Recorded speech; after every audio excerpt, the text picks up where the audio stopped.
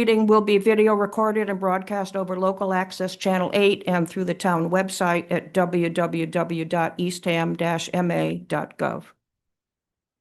And are there any, I'm going on according to the agenda. Item number 2, public comment items not on the agenda. I don't see anybody from the public. Does anybody on the committee have any comments to make regarding something that's not on the agenda? All righty. I'm going to go on to item number 3 on the agenda. That's the election of officers for fiscal year 26. We need to decide our chair or chairs, vice chair, and clerk for the upcoming fiscal year. Do I have any motions for the chair or chairs? Nominations? Do you want to stay on? Mary, do you and Peter want to stay on? And Paul, stay on for another year? And Roy, make this go really quickly, aren't you? Sure. I say yes. Mary, I'll stay on as co-chair with Peter. then I would make a motion that. We have that- Roy as the vice. And then we have a clerk and vice chair. Then that's the motion I would make, that Mary and Peter stay on as co-chairs, Roy as vice chair, and Paul B. Brown as clerk. A second. Is there any discussion? All in, I'm sorry? Thank you for doing it. Well, they're not elected yet. I take that. Okay, I don't have any discussion. All in favor? Aye. You can vote for Yep, yourself. yep, one, We decided that's, we could use Flip. yeah, 8-0. Fred is not here today. That was easy. Now you can say thank you. If it's not broke, don't fix it. Yeah. All righty. I don't know whether I should say thank you or not. On to the agenda, item number 4, review and possible vote on minutes of prior meeting, which was held June 26th, 2025, and we were all here. Do I have a motion to approve the minutes of June 26th, 2025? Make a motion to Roy? approve minutes. Do I have a second? I'll say. Paul? Is there any discussion? All in favor of the minutes of June 26, 2025? 8-0. And while we're on it, on this item, I just want to comment that when people, Mira sends the minutes out to everybody to review. And I appreciate that. And I just want to make sure that everybody understands that when they do respond, they do not respond to everybody. Do not push reply all. I mean, she sends it to all of us, but please do not, when you respond to those minutes, if you have comments, questions, concerns, what have you, please do not reply all. Just respond to either directly to Mira, or I respond to Mira and to Paul as our clerk. But I just want to make sure that we're not doing something improper as far as open meeting laws are concerned. Thank you. I'm going to go on to item number 4 of the agenda, and that, excuse me, is the review of the technology operation. And we have Sharice here, so I'm going to turn it over. And I'm just going to introduce, I mean, you all know Sharice, or most of you do. There's a couple new members. She's our IT manager, and she's been with us 3 years now. And when Sharice got here, some of you might not know, it was a very chaotic, unorganized environment. And we retained an outside firm to come in to assist and provide some training and support, really high level support. And I'm sure Sharice will talk about the support she gets from Datalist. But here we are almost 3 years later, and it's, I would say, a complete turnaround in the IT shop, and we're very proud and happy of our IT operation. She's done an amazing job with the team, including some interns over the years from Cape Cod Tech, which we've been utilizing. So we've been able to give some local students a lot of practical, hands-on experience before they graduate. And we've actually gotten leads for employees and candidates for positions that open up because of that experience. So all in all, a great job. And I have to say that because of all that work, there was an opportunity to nominate the IT department for a statewide award at an upcoming conference. And so that's been submitted, and we'll hopefully they will be appreciative of all the efforts that we've done. And you also applied for a grant, I'm sure you'll talk about, and got all kinds of great feedback from the people that had to evaluate our operation in order to get that grant. So I'll let you speak to all of that. So thank you, Sharice. Can we get my presentation up on the screen, Yeah. please? I put it on the desktop.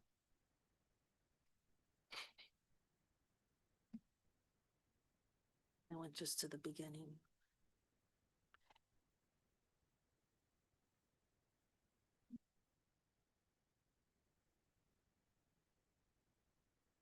Okay, so while we're handing out compliments, I brought up Dan before in the past. He's from Datalist. Rich had met him before and brought him in, and he comes in a couple times a month to provide me with guidance for projects and what he's done in Yarmouth and Norwell now, and he's got like 4 towns that he's the consultant for, and he's the CEO of a big firm. But we get him, so that's really cool because Rich had a relationship with him. And if it wasn't for him, a lot of this wouldn't happen. And if Rich hadn't given me the money to do it, none of this would have happened. So, The finance and I have a committee great hadn't given us team. the money. Huh? The finance committee hadn't given us the money. Yes. I just should have mentioned what Datalist provides us in addition to the day-to-day support and guidance and the expertise is what we're trying to do with all of our departments is have a degree of sustainability. So God forbid something happens to Sharice and eventually Sharice will retire. We won't have the situation where I came into when I first got here, where you have IT people that are, kind of like the mad scientist type and have their own personal preferences of how things ought to work. Having an outside firm that is on site on a dated periodic basis has a topology of our network, ensures that we have sustainability no matter who's in the role. And that's really important to us. And because he works for other towns, he's seen what works and doesn't work, so we don't have to reinvent the wheel. And I'll explain that, like for the phone example was a really good example. And then Chris is a coworker of mine, and yes, he had gone to Cape Cod Tech, and he is the other full-time employee that is under Rich. Sharice, excuse me, would you prefer that we hold our questions to the end? You Or can ask whatever you want during it, at the end, whatever. I Thank think you. it's working, and now it's not. There we go. Okay, so this is gonna be the agenda: operational status, security, devices, the phone conversion, automated processes, documentation, and then any changes that have occurred from the last time I was here a year ago about the police and fire, COA, DBW, library, and the future projects that we're working on. So this pretty much explains what Rich was saying in a graphic format, that when I started in 2022, you would use the word chaotic. And then there's different stages. It goes reactive, proactive, manage, and service driven. So level 1 was when I showed up, there was no discernible architecture. There was no documentation. There was a spreadsheet here, a spreadsheet here, a spreadsheet everywhere kind of thing. There were passwords that weren't documented. So it was like hunt and peck, and it was really challenging. Configs were not backed up. So for instance, switches and firewalls, they have their own configuration file. So if they break or you need to replace them, if they're end of life, if you don't have the configuration backed up and you don't have any documentation, you're in a very vulnerable situation because those higher levels have people, affect a lot more people than just your PC. And so if you don't have documentation, it breaks, you go to replace it, it's like you're starting off from scratch with those devices. So it was a really scary place to be in the beginning. And there were no tools, and the equipment that was unsupported, it was all end of life. And that by OEM, which is original equipment manufacturer. That was one of my questions. So then we got to the reactive stage, with limited, or architecture standards, where we start to get standards. And again, this was, Dan was like the high level person on this. There was limited redundancy, so if something broke, there wasn't any other device to be the backup. The configs did get backed up right away. He provided a tool that I'll go through it in a little more detail in a minute for documenting everything, which is one of Rich's, priorities. Let's see, I'm trying to, it was incomplete. I can't read this far away. A You few, want my glasses? These are, that's okay, I have it here, if you don't mind. these are distance glasses. Gonna be fine after this chart. I thought I was doing okay earlier in the day. I could see it fine. A few tools we have, and I'll go through them, and all of the PCs got replaced, or laptops or tablets in the entire town, in every single building. Really what you're doing then, which is something would break, a department would get upset because it broke, and then we'd have to respond and go fix it, maybe, if it could be fixed. And since we didn't have a lot of redundancy, it couldn't always be fixed fast.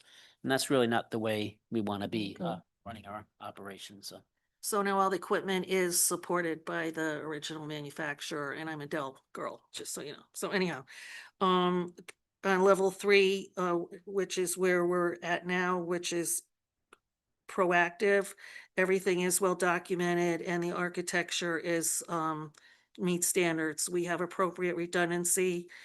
We have, complete and current network documentation. We have alerts, and I'll go through that for monitoring up and down, and key thresholds. So if something happens to a PC, we'll get alerted. Like if a PC, or if a hard drive breaks or it has block errors, we know about it before the user does. So we know to order it because it'll take like 2 weeks. We always have a totally configured desktop and laptop in the server room, so that if something happens that's catastrophic, we can just replace it. But for instance, Jackie, when I started and I learned these tools that are just awesome, I've had a long career, obviously. I've been around a long time, in the computer field. I just love the tools. She had hard drive errors, and it takes at least 2 weeks to get a new PC. So, she didn't know, so all of a sudden I said, the list of 100+ computers that had to be replaced. I think we have 180 now. I said she moved up on the list, not because of her title, but because her PC was breaking, and could do that. And now recently, there are a couple people that have added more to their jobs, Alex Peterson and Kayla. And we could see that the memory on their PCs was being too much, like, too high, so that would slow down what they were doing considerably. So without them even complaining, we knew we had to upgrade them. So we also get alerts, for if somebody tries to log in a password too many times, it's a digital display. But we also have 3 levels of email alerts that we get, IT alerts, 1, 2, and 3. I get them and Chris gets them, and he also has that display in his office. So I have a question. You've talked about equipment. Do you have enough? How do you budget for, He does the budget. for so- making sure that we have the monies in order to replace or fix whatever needs and I see because you've got equipment replaced under level 4, level 5. All, Yeah, so what we did a few years ago, as part of the capital plan, all the PCs are part of the capital plan. They're not in the operating budget.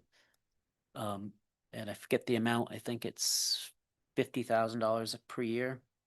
That sounds high. Maybe it's No, it probably is, Is but it- it didn't get spent for years. Right. So it built up. so. And It then built up because what we're trying to do is we knew we had to replace all, at the time, I think 130, and now we're up to 180 PCs or devices. So we take the cost of all these things, put them out over the life of 5 years, and then divide it by 5. Hmm. And that's how much money we need annually. And so theoretically, once we're at a stable state, you can replace 20% of your inventory each year to ensure that you always are upgrading your computers. When Sharice got here, almost everybody had dated computers that slowed them down, caused a lot of frustration. Now everybody, enjoys the IT environment they're in and are Mhm. able to be productive. And on the network side, it's a similar exercise. I think it's $55,000 a year. Went around and got an inventory of all the switches and firewalls and different devices that are on the network. And some of them have different useful lives, so you might get 7 years instead of 5 years. Maybe there might be a couple things you can get 10 years. Put all those together and averaged them out, and it came out to the 55,000. So every year it goes in, and that allows Dan and Sharice to plan their replacements because a lot of this, especially this network equipment, is super expensive. Mm. You're talking about a virtual server host machine, which you just replaced. Servers themselves. Now she's gonna, I'll let her speak to it, but doing Meraki switches and firewalls. All those things are now up to date except for the switches, which is her last step. But it's all part of that equipment replacement plan in the capital budget. But don't the prices increase? I would assume they increase every year, so. Yeah, that- What, so- what you think you might need based on now isn't what you're gonna need more in So a I year did or it two. for, well, right, the moment, it's kind of beside the point because I don't have any more tax levy to allocate. So that was part of that override from several years ago, $400,000 Mhm. that we committed to the capital plan. So I divvied that 400,000 between all the departments for equipment and vehicle replacement. And the equipment, so it is time now to kind of reevaluate it, but if we need $450,000, unless I can cut something else and take that levy, I don't really have the extra levy. What I have been doing is particularly is most acute in the police department with their vehicle replacement program. Vehicle prices on cruisers have skyrocketed. So we supplement their vehicle replacement program funded by the tax levy with additional free cash. But I would love at some point to get additional override at some, to get the capital improvement plan every few years up to date to what it needs to be. Because obviously $400,000 today isn't what it was 5 years ago. Right, right. Sorry. Oh, no. And we can, when we do all these changes, it takes a lot of work, so we can't spend all that money all that fast until we catch up with what we're replacing. So it's working out. Basic event correlation and automated notifications. Again, I'll talk about more, and equipment replaced before it becomes obsolete. And again, I'll talk more about that. So I'm gonna go to the next slide because that's where we're at. We're in the proactive stage, which is a much better place to be than reactive. Oops. Takes a second. Okay. So here. So for security, we have something right now called Sophos Connect. It's what our firewalls are. And when I got here, we were using an antiquated team viewer that wasn't secure. It didn't log when people got on. It didn't have two-factor authentication, which is 100% required. That's for people to log in remotely. So if you want to be at home, and there's a lot of hybrid users, and so this had to be done right away. It was really my first project because a lot of people have a hybrid work program, and when they're home and they use the VPN, it's as if they're sitting at their desk. They can access all the resources. They have to get through the firewall as if you're in the building, and that's what this provides. So that's 2MFA, multi-factor authentication. The difference between MFA, multi-factor, and 2 is that we require 2. So you have to have like an authenticator on your phone.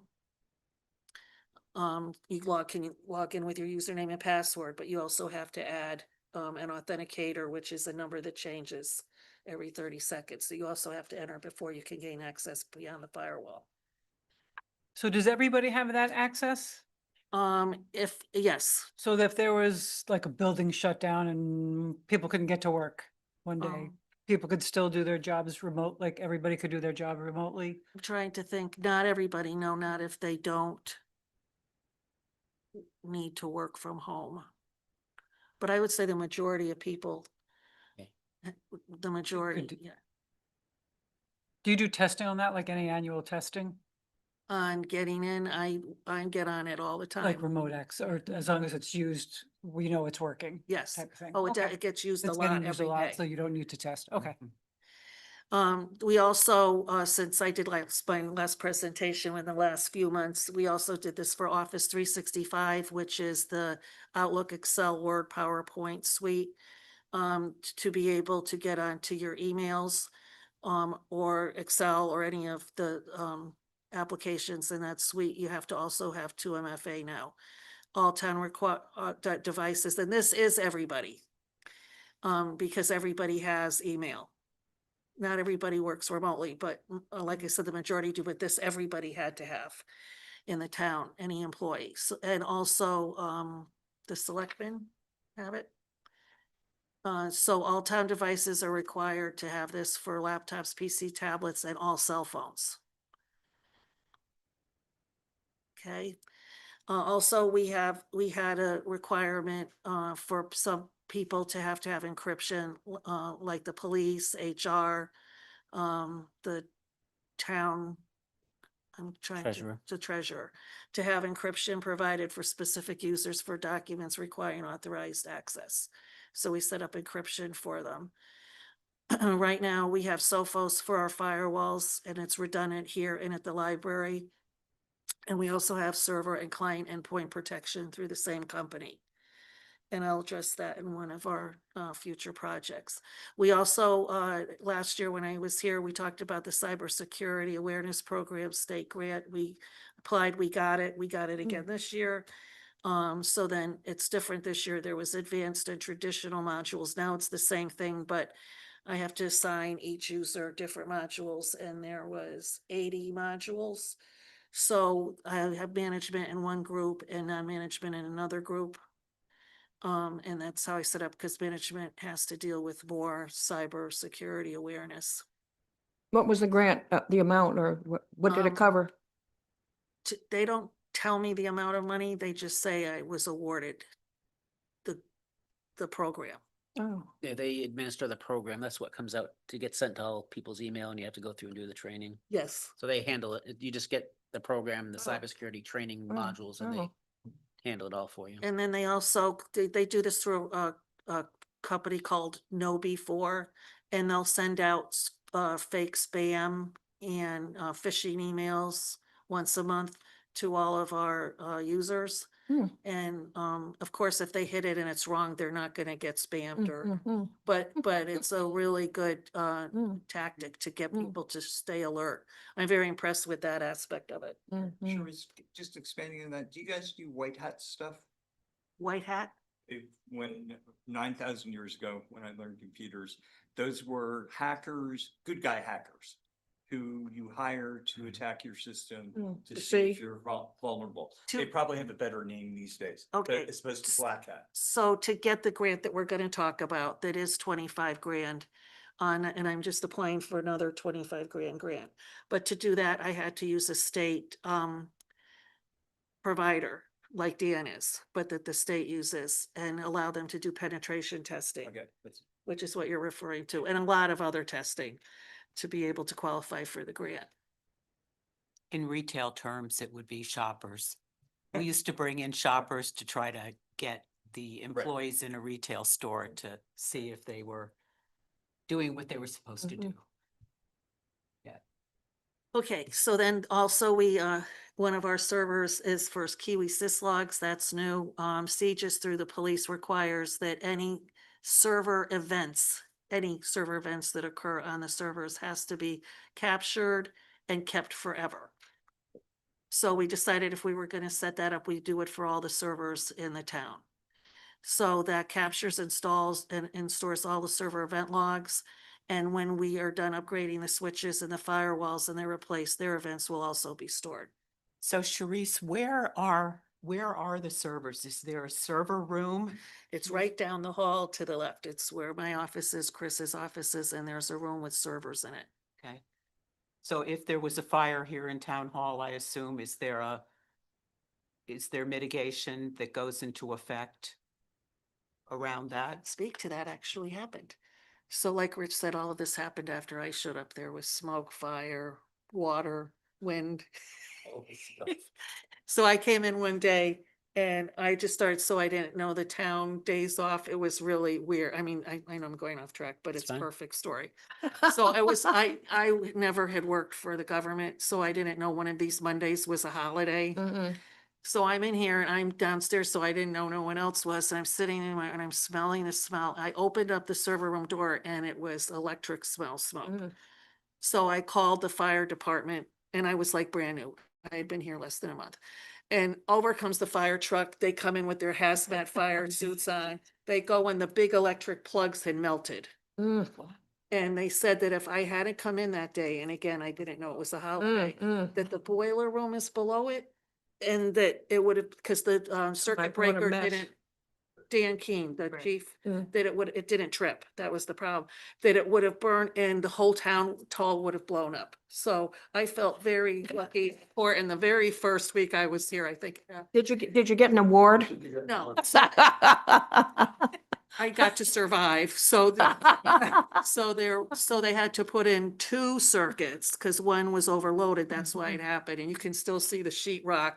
And the electrician that showed up literally took all the pieces to train people like what not to do. But it's go, it goes to all of these things that we're doing, having Dan, Matthew and Data List on board, when they map out or sketch out what our infrastructure is, it's start to finish. So do you have the correct electrical systems to support, the need and the draw? So if we had him and he had designed all this for us, 10 years ago, that wouldn't have even happened because it would be an appropriate, supported system. But don't talk about that because it's a lot different, but what happens in an emergency now? Talk about the VMware and how we can, and we have the data and we can spin up servers and things like that. So what the redundancy is that Rich is referring to is Dan had a tool called Data, which is backing up all the servers. And that also has a locally, and then after 3 months, it goes up to the cloud forever. So we could literally, if a tsunami hit, we could go anywhere in the world. And And they pull would it. spin up just as if you had physical disks and you'd have your drives, your same network drive mappings. And you'd be able to work. And if we had some notice, more than just the 3 months, but if we know the big hurricane's coming in, they Right. want to evacuate the outer Cape, we can physically take the data and go to, say, Plymouth Town Hall, or whoever will have us, and work with Spin their up. IT and spin up virtual servers from that as well. So it's been, so we have a lot more redundancy and backup than we've ever had. And ability to have continuity of operations. It's great. Thank you. And I should also say our financial management software is a hosted application by a third party, and as is our payroll system. So having the data with all our local work, plus those third-party applications, and our permitting and all that is now on OpenGov. So that's even, again, another third-party app. Everything is now cloud-based or cloud accessible. Office 365, we use OneDrive. Probably just as much, if not more now, than we use the network server drives, and that's all in the cloud. But again, you have to use the authentication to get access to that, whether you're on site or off site. So what Rich was talking about is with between when I was here, and that also happened this year, is 2 years ago, a year after I got here, I replaced the COA server and the DBW server because they had requirements for servers to be on site.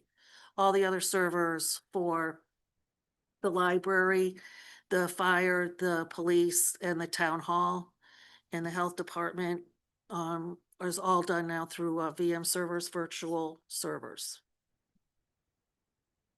So I have a question. It was my understanding that a meeting that had originally been scheduled for the library was moved to the town hall here because it wasn't felt that the library had the facility to do the Zoom meeting at the library. Was that, what was the reason for that? You talking about I'm- the wastewater meeting? Yeah, yeah.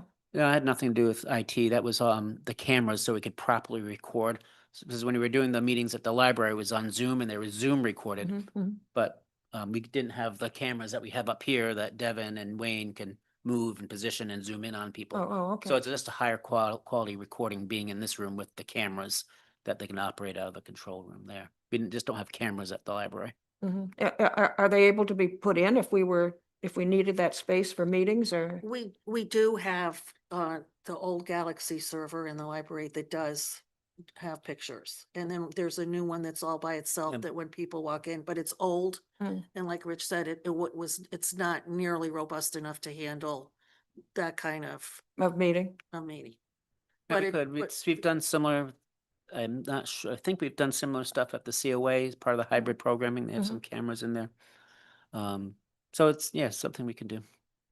How much, just out of curiosity, do you know how much it would cost to, A lot of money. oh, We don't have. I got a quote for all the new, if we replaced all the camera servers, and I think it was like 80,000. It's a little bit different. These are cameras going into our public access channel. You're talking Oh, about okay. camera, video surveillance type Okay, cameras. I'm talking surveillance, all right. so it's more than 80,000? I'm talking about the wrong thing. Oh. It's probably in that ballpark if I had to guess. No, I'm just, the trustees have money, so I'm just wondering. Oh, thanks for offering. No, I'm just saying whether it'd be worth it to have one more place for those types of meetings to be held. Thank you. So while we're on money, perfectly dovetailed into money. Switches. We're replacing the HP Aruba switches right now, because we started with the desktops and all the PCs. Then we went to the servers, and that's the network, architecture is you start with the PCs, then everybody uses servers, then everybody uses switches, and then the top is the firewall. And so we're doing all the switches. So I want to just give you, I'm going to say it really fast. So if you have any questions, just ask. The town hall has one stack which has multiple servers in it, multiple switches in it, 5 separate switches and 10 access points. The library has one stack and 10 access points. The access points are for wireless, like that one right there. The police department has a stack which has multiple switches in it. It has 5 access points and 8 separate switches. The fire department has 2 switches and 1 access point. DBW has 2 switches and 2 access points. And COA has 1 switch and 2 access points. And part of the grant that we got, the first 25,000, 8,000 of it was just for the COA. And that is 1 switch and 2 access points. And all of these have to be replaced. Mm. So it's a lot of money. We're gonna apply for another grant. That 125,000 should cover the fire, the COA, and the DBW. The next grant for 25 will not cover the PD, the town hall, and the library. Library. So there's gonna have to be a lot Another, of money spent on that. But that's part of that infrastructure money we get every year, so we'll have that covered. And correct me if I'm wrong, Sharice, as you're going through this project, you're likely going to be consolidating some switches. Yes. So similar to the servers, I forget, maybe it was at one point when I first got here, maybe 13 physical servers around town, which are costly. You got to replace them and they cost a lot of money. So as on the same slide here, town hall, health, fire, PD, and library are on virtual servers. Now there's a cost to having virtual hosts and those host machines, but they're not physical boxes anymore that have to be replaced every so often. We're down from 13 to 2 physical servers on site. So that consolidation saves money. So to the extent we might needed to have added money to that capital replacement article each year, maybe we had to, but we've saved money by the consolidation of the physical servers, and we'll probably save money on the consolidation of switches as well, right? And you can manage those servers and remotely from the cloud, the virtual servers. And the big deal with Cisco Meraki, just explain to the Aruba switches, or everybody's probably seen something like it, like they're like this long and they have little ports that you can put like at home into any of your Comcast or Verizon or whatever, if you have Ethernet. Cat 5, just not wireless. So that's what those are. You have to log into each one individually. You have to be on site to support them. You have to go into them, and it's very complicated to go through all the options. And I'm really focusing on this because it's what we're doing right now. And this is probably this is a huge deal for this town, I think. So what happens is you have to go, and it's very hard to configure it. It's very old fashioned way of configuring the ports and figuring out how to do VLANs and all that kind of stuff. The Meraki's, I've had absolutely no experience. We installed it in a COA. It is totally user friendly. I mean, I got on and it's just, you don't need to have been an IT person. I'm not kidding. You can go into the Cisco, you read what you need to do, you hit a button and it does it, and it's cloud based.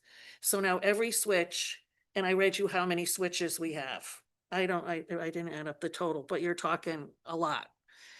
Everyone has to go in individually and you have to be on site to do it. With this, they're all in one central managed GUI interface.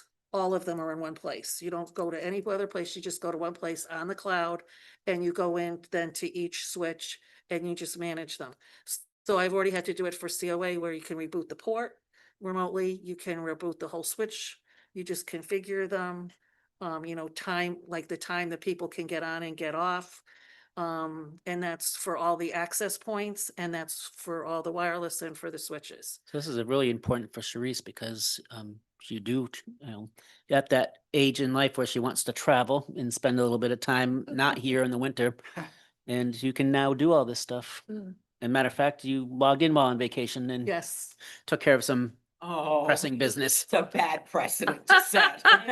Yeah, teaching medium age, old dog, new tricks. I've been doing this for, I think, like 47 years. So, and I'm used to doing a lot of stuff remotely. So that doesn't bother me. It's better to be away and do it remotely than not to be able to go away, period. Right. I have no problem doing stuff remotely. And both the Arubas, so I don't want everybody to think I'm just disking the HP Arubas. They are secure. They have, security features. They're both robust. Meraki though is like more of the way for the future.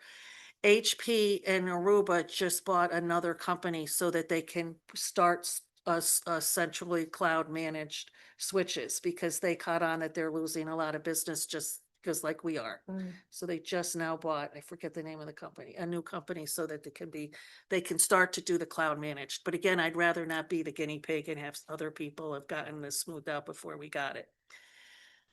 All the desktops, laptops and tablets are Windows 11 compliant, except we have to upgrade the tough books and the fleet cars before November 25. So that's for Windows compliancy. Love it. Okay, so here we go. I was on vacation. How perfect. I was gonna even say that before you brought it up. I was on vacation in November up in Camden, Maine, and I got an email saying that this is November, that as of October, the month before, our phone system was end of life.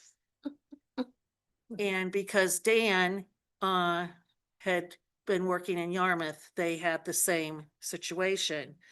And they had gotten in during this time period, they had gotten in Microsoft phones, like Microsoft Team phones, and they didn't work. And then they brought a third party in to try to get them to work.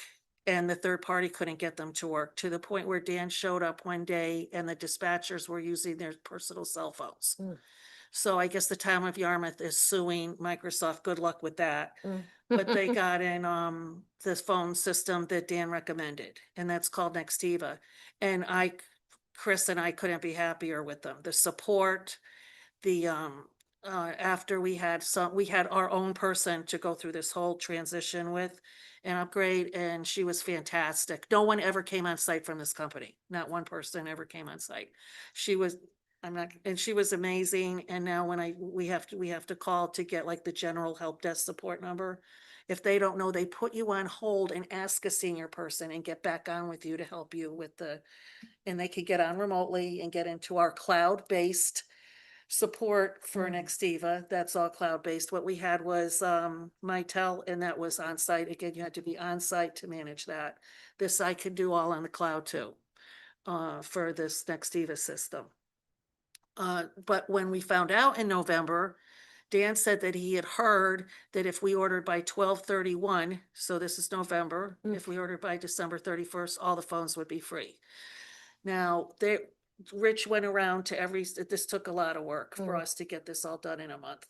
and buy it. But but Rich went around to every department head and asked how many phones they needed, because the business model for the one we had on site, you had to buy every phone for like $250, but then it was like $900 a month. That's it. With the new phone system, it's you pay for every phone line. So Rich Per month. reduced many phones because he didn't want us to pay the reoccurring costs. So we had to do all that before 12/31. So we got it down to 109 phones, about, they charged $100 a phone. So right there, just by pushing that, we saved $11,000. We also got rid of almost all of the Verizon bills in the town. There's a couple that the elevators are still on, the old copper lines. But we saved a lot of money on the Verizon lines. And it was a really complicated project because we have all these different buildings, the town hall, fire department, police department, DBW, COA, library, transfer station. There was 40 DIDs, which are separate, like instead of calling my extension, you can call a direct line, which are published. There's 70 faxes, so those are virtual faxes, which people still need to have because who they communicate with, some of them require faxes still, especially government. There's Good luck. TED call groups, that's like a ring around the rosy kind of Mhm. thing. And all that had to be manually configured. So I had to do that. We had an intern and the guy that works for me that had to put 109 phones in, provide training. We provided documentation. There's 13 main town hall numbers. There's 224 options that you key it in now. So like this is Sharice Donnelly, please, no, it's if you call the main number and you want to get Sharice Donnelly, you have to hit option 2. Or if you want to call DBW, you hit option 10, and then under that, there's 10 more all the- numbers, all and then the under names that, under there's that. another if you're DNR. So you're getting the picture. There was 224 that Mm. we had to submit to, and then they take what I keyed in and they made it into a voice. So it's not my voice, which is much more professional. So that was cool. 16 paging groups, we haven't implemented that all, but for instance, for fire, if somebody gets called, they hit a button and that call, everybody can hear it. And wherever there's a phone, it's like an intercom system. So that's what I've got on the phone conversion. So I just want to reemphasize. So this is all internet phone, voice over IP phones. So no more manual copper lines, analog lines.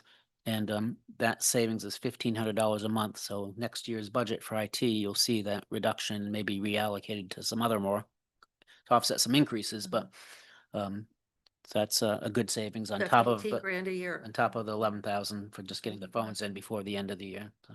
And just a quick question, Rich and Sharice, I see that you guys were piggybacking on or using the Verizon lines, which are prevalent here.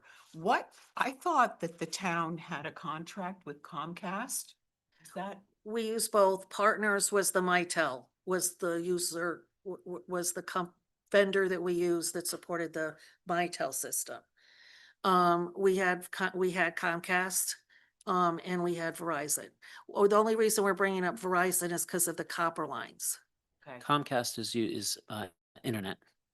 okay, and that's still in effect? We have Open Cape for the whole town, and we have Comcast for our backup that we pay a monthly bill of like $200 for their router. So if something happens to the fiber network, it would fail over to the Comcast. But for phones, we used Verizon and Partners. We didn't use Comcast. I think the police might have for some of their phones, but all of the wireless phones were Sprint and now they're T-Mobile. Thank you. Yep. Sharice, are other towns on the Outer Cape using the same systems that we're using? And are you able to get a better deal by doing stuff together I or? just know Yarmouth because of Dan. nobody on the Outer Cape has as robust of an IT shop as what we have. Mhm.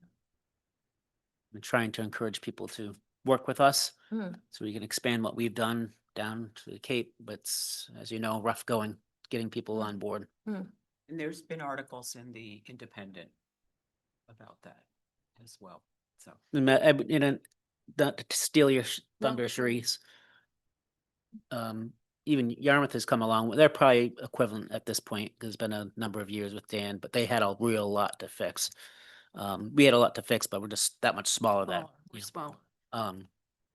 but you know, and it's attributed to Datalist and their professionalism and their knowledge of things. So I would say we probably have the best IT operation around. And why don't you tell the story, Sharice, about you had to have a conference call with the state, and I can't recall the guy's name or the party was out of, Mass Technology Council perhaps, as part of a grant application. They want to evaluate what we were doing, so they had a conference call, and what did he tell you? Oh, I'm trying to remember quick. So they were interviewing me also to get the grant and, oh, he said, I didn't know where Eastham was. They're out of Boston. And he said, I had never heard of Eastham. And he said, he goes, where are you? I said, we're on the Cape. And yes, and what was I want to say that, I don't want to misquote him. And he said, after reading what we provided to get the grant, that Mhm. we were the #1 town that had applied for the grant in the state. Wow. Congratulations. And they really That was impressed the with proudest the moment. tools that we were using to manage all these things remotely and centrally. But again, I was proud of this moment of my career, and I forgot what he actually said, but again, I started off with, if it wasn't for Dan and Rich, this wouldn't have happened, and my team. I mean, it's not like, it takes a lot of people doing the right things and working together and getting along and, being a team that supports each other to get this done. It just has really, I'm literally one cog in this wheel. So now the next one, I went through this last time, so I'm just gonna go through this quick, but again, this is super important. Dan brought two very important tools here. It's called Kaseya and IT Glue. So what Kaseya does is, the last thing first is remote connectivity support. So if you're in your office somewhere and you have to get a hold of Chris or I to fix something, instead of us getting a car and driving, because there's a lot of buildings, we can log on to the PC remotely. If somebody's working from home, we can get on remotely. If somebody's in Tanzania, we can log on to their PC remotely and help fix it, which is super important. And more than one person can be on at a time, like Chris and I can be on it together. And a lot of times I have vendors, like for Sophos or whatever, that they'll get onto my PC. I'll get onto the other person's PC, and then they can see what the third party is doing. So it's a really slick software. And this is super important. Just a reminder, when I got here in June of 2020, which was the middle of COVID. Mm. We didn't have any of this. So people had problems working from home. Mm. You know, maybe next week they could exchange the computer and work on it in a couple days, and then later on exchange it back, Mm. you know, wearing masks and everything. So the ability to just do this remotely is just amazing and provide the support. It's what we need to have a hybrid workforce, and which is super important to us as an organization, because out here on the end of the earth, it's really difficult to get people to show up. Mm. And even if we're not at the end of the earth, most organizations now are offering flexible schedules and hybrid arrangements. It's almost a requirement now for most office jobs. And again, like I said, I've been doing this for 47 years, and until 3 years ago, I had never seen this tool. And it is really slick, and Dan brought this in. I would say, like I said, Team Viewer, people could log in remotely, and again, they had to pay per user. This comes with the tool. It doesn't matter how many people are using it. You don't like pay for Team Viewer, you pay for Kaseya. There's also scripts that automated PC software installations. Every single day, I'll look, and there'll be, for servers, for PCs, there'll be at least list of a minimum of 20 drivers for different PCs or patches. Every company, it's smart enough because it's the agent's installed on every single device. For servers, it knows what has to be updated. So and if it says preview, I don't do it.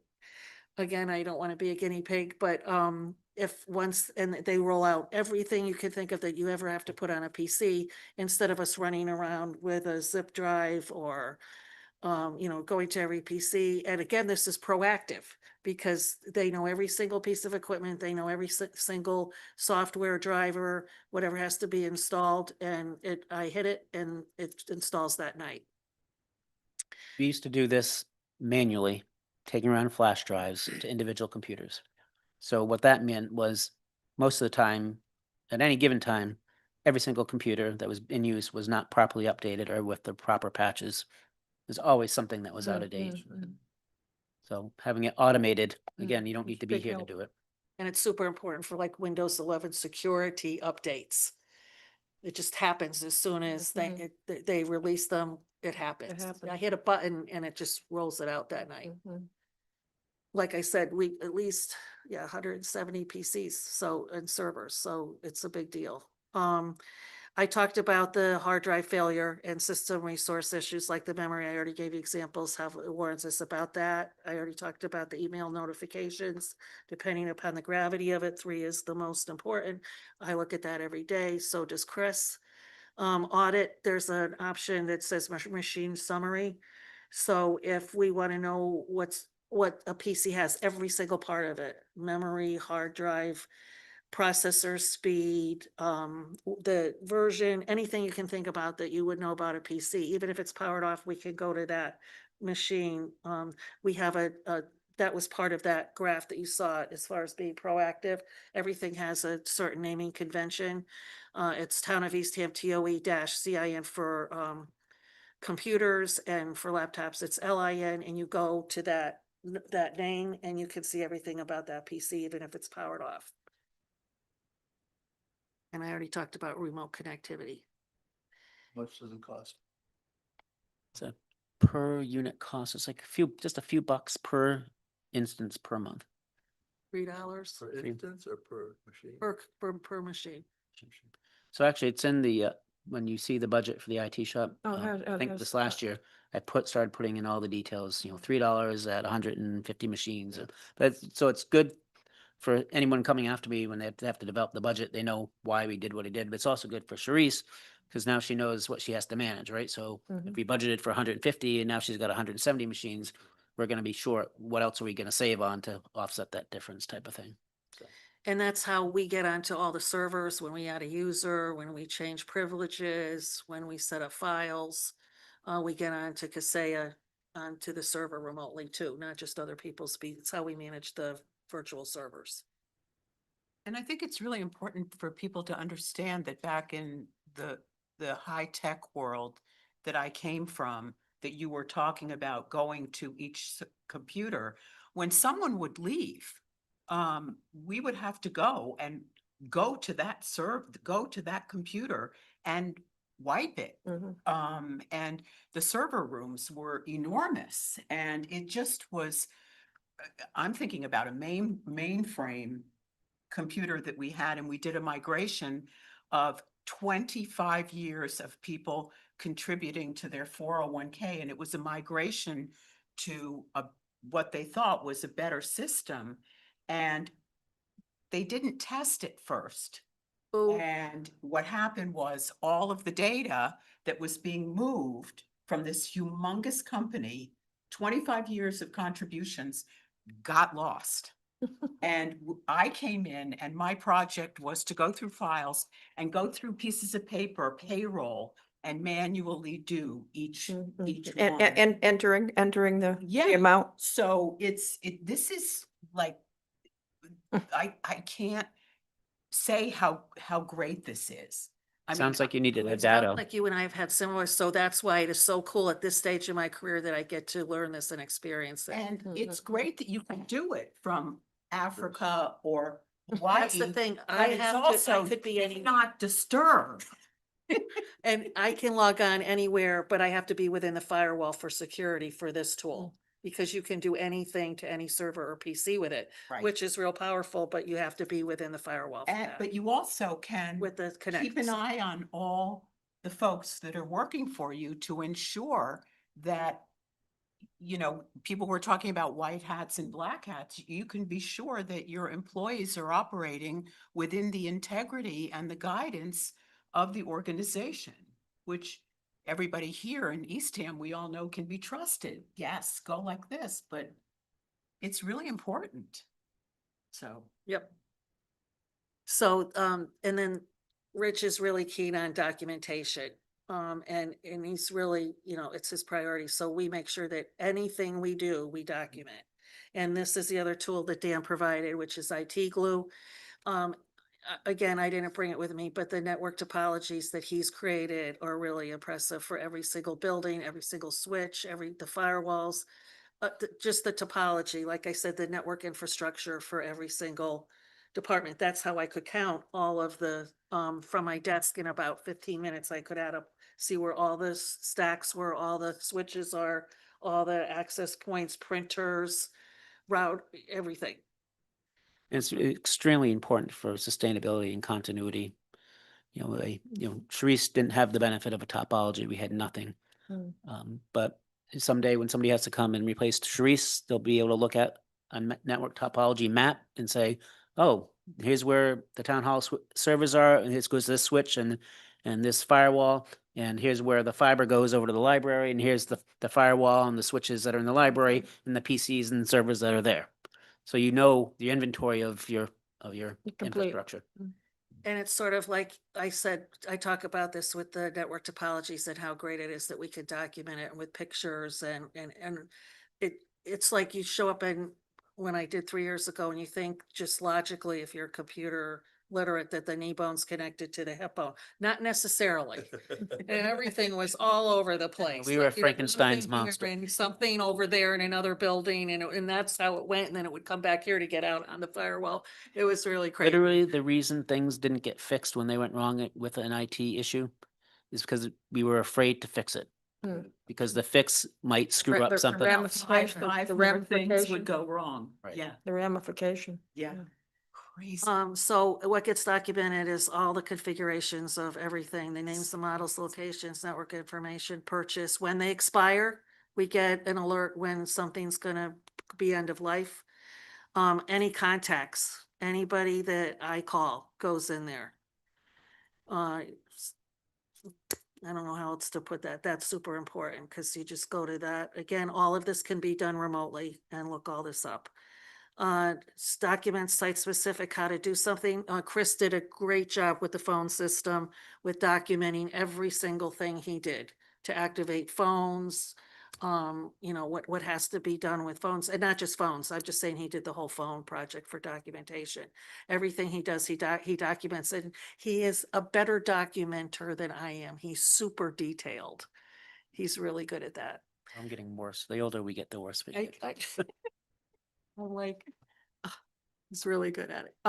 Checklists like how to provision and deprovision, new PCs that come in. There's a standard for, if somebody leaves and we give the laptop to somebody else, we don't format it anymore because of licensing, Windows licensing issues. You just, but there's a whole list of what has to be done to clean it so that it's can be reissued to somebody, and how to provision it when it comes out from the BIOS to when you provision a PC, to check all the power connections, to make sure that you have everything up to date for drivers, and I could keep going, but you get the picture. All the usernames and passwords for the switches and the firewalls and any devices, not our personal PC ones. There's actually a category for personal that only I can see, and I'm sure Dan could get in if he had to. But for all the devices, so we don't have to guess what the passwords are, which was one of the biggest hurdles when I started because they weren't documented. Then we also have the help desk where employees enter service tickets.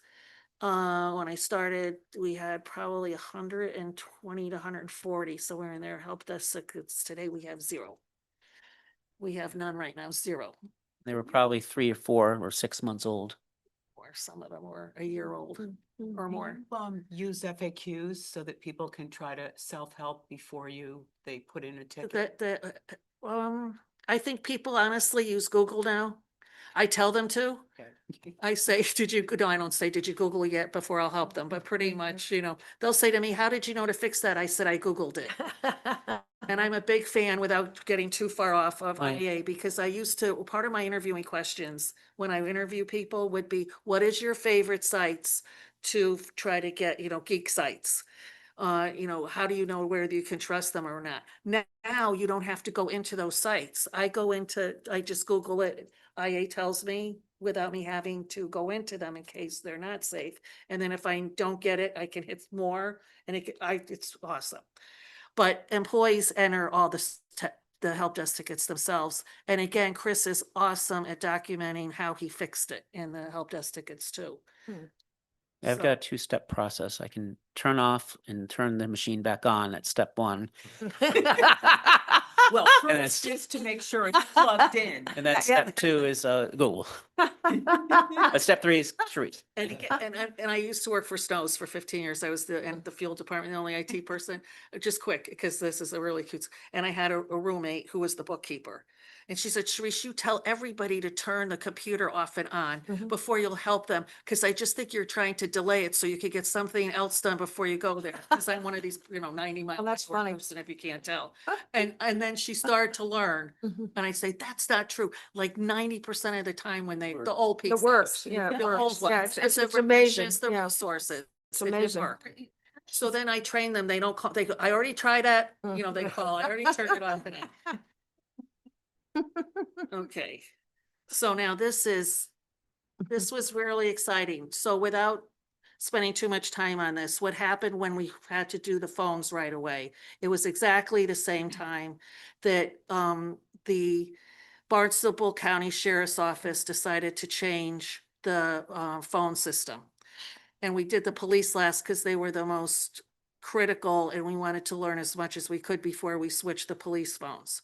So they ended up, and again, we only had a couple months to do this whole rollout. And then we found out at exactly the same time that Eastham, Falmouth, Mashpee, Joint Base, Harwich, Chatham, Brewster, Orleans, and Wellfleet citizens, when they call 911, they now reach the Barnstable County Sheriff's Office Regional Emergency Communications Centers dispatchers, not ours at Eastham. Then they coordinate the Eastham Fire Department dispatches, and they transfer specific police department related calls to the police department dispatchers. The police department does have direct numbers that you're probably aware for, like assurance and, all of their regular numbers. I have them memorized, 4445-2727. You could call all those, but the 911 goes to the county now. The Eastham Police Department records all Eastham Police Department phones on a local device that IT is now responsible for, that the state used to manage. Because when the state pulled out their 911 equipment, they left the recorder, and they're not supporting it in any of those towns anymore. So now we're supporting it. So all the phone number changes and transferred had to be configured by IT at the same time we were deploying the new phone system. So that was a rough month. The police department now has body cameras. They got a grant, and that was, I think, $140,000, and they have a whole bunch of cameras, Where do they, Body cameras. body cams. where do they wear them? I haven't asked them, and luckily I haven't been pulled over to look. I know that they have them in the fleet, in the cars.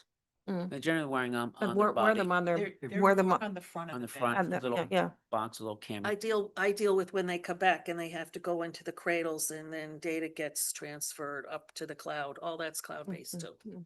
Is that helping them? I'll have to ask the chief to come in and speak to it, but I think so. I think the officers themselves are enthusiastic about having this tool. It's protection for them too. Mhm. It's a lot of work though for the police. It's a lot of policy documentation and Right. potential record retention requests, and anytime you have something that has to go to trial, they're Trial, gonna yeah. be requested, so. Okay, and this is what we were talking about before. Everybody now, every building is on Open Cape for fiber. And the COA was the last ones to move over to it, and that just happened about a month ago. So that might have been where you heard about Comcast, because the COA did have Comcast until like a month ago, Mm. and now they're on the Open Cape. Thank you. DBW, I'm sure you all know you can get beach stickers now online. The library, I thought you would like to know this, wireless devices can now print to the public printer, Chris did that. And residents can now send faxes. With the new phone system, the virtual fax, if you want to send a fax, you can go to the library and you can send a fax if you need to. It's pretty good. And we have more to accomplish. Future projects. We're setting up a free public wireless access this week and next week. We're doing that project to the gazebo. That's interesting. So the access point will be in the gazebo. It's gonna be for, it was hard, it's hard for me to know how much bandwidth, because you either have 0 people or you have like 100 people. But after I think I set it at 75, then people won't be able to get on.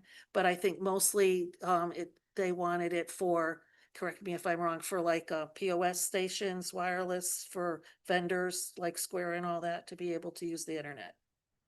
I think that was one of the main reasons we got it. I already talked about the tough books for the police need to be replaced. And I went from 160 when I wrote this to now we have like 170 devices, but they're all compliant. We already talked about the switches that we're converting them, and the Wi-Fi to central manage and alerting. That's the other thing. Now, when this gets done with all the switches, we'll also, and even it's all centrally managed, but they'll also provide alerting. And the sofas that we have right now, like I said, is fine, but we're gonna also do sonic walls. We have to replace the firewalls. Also, because those are becoming end of life. And right now, those are Sophos, but we're gonna switch to sonic walls. I've worked with those before and so has Dan. And again, that's on the cloud. They're much easier to manage. So that's why I put they're better fit for a complex network, which we have. Like Rich said, but how I word it is, it's like we're on the edge of civilization. So it's really good that, even that we have these kind of tools because we have a complex network. There's a lot of buildings. And then we're still trying to lock down utilities and tools to have, better restrictions and Mhm. document more. And there's always more applications that come on board that we're adding to our menu.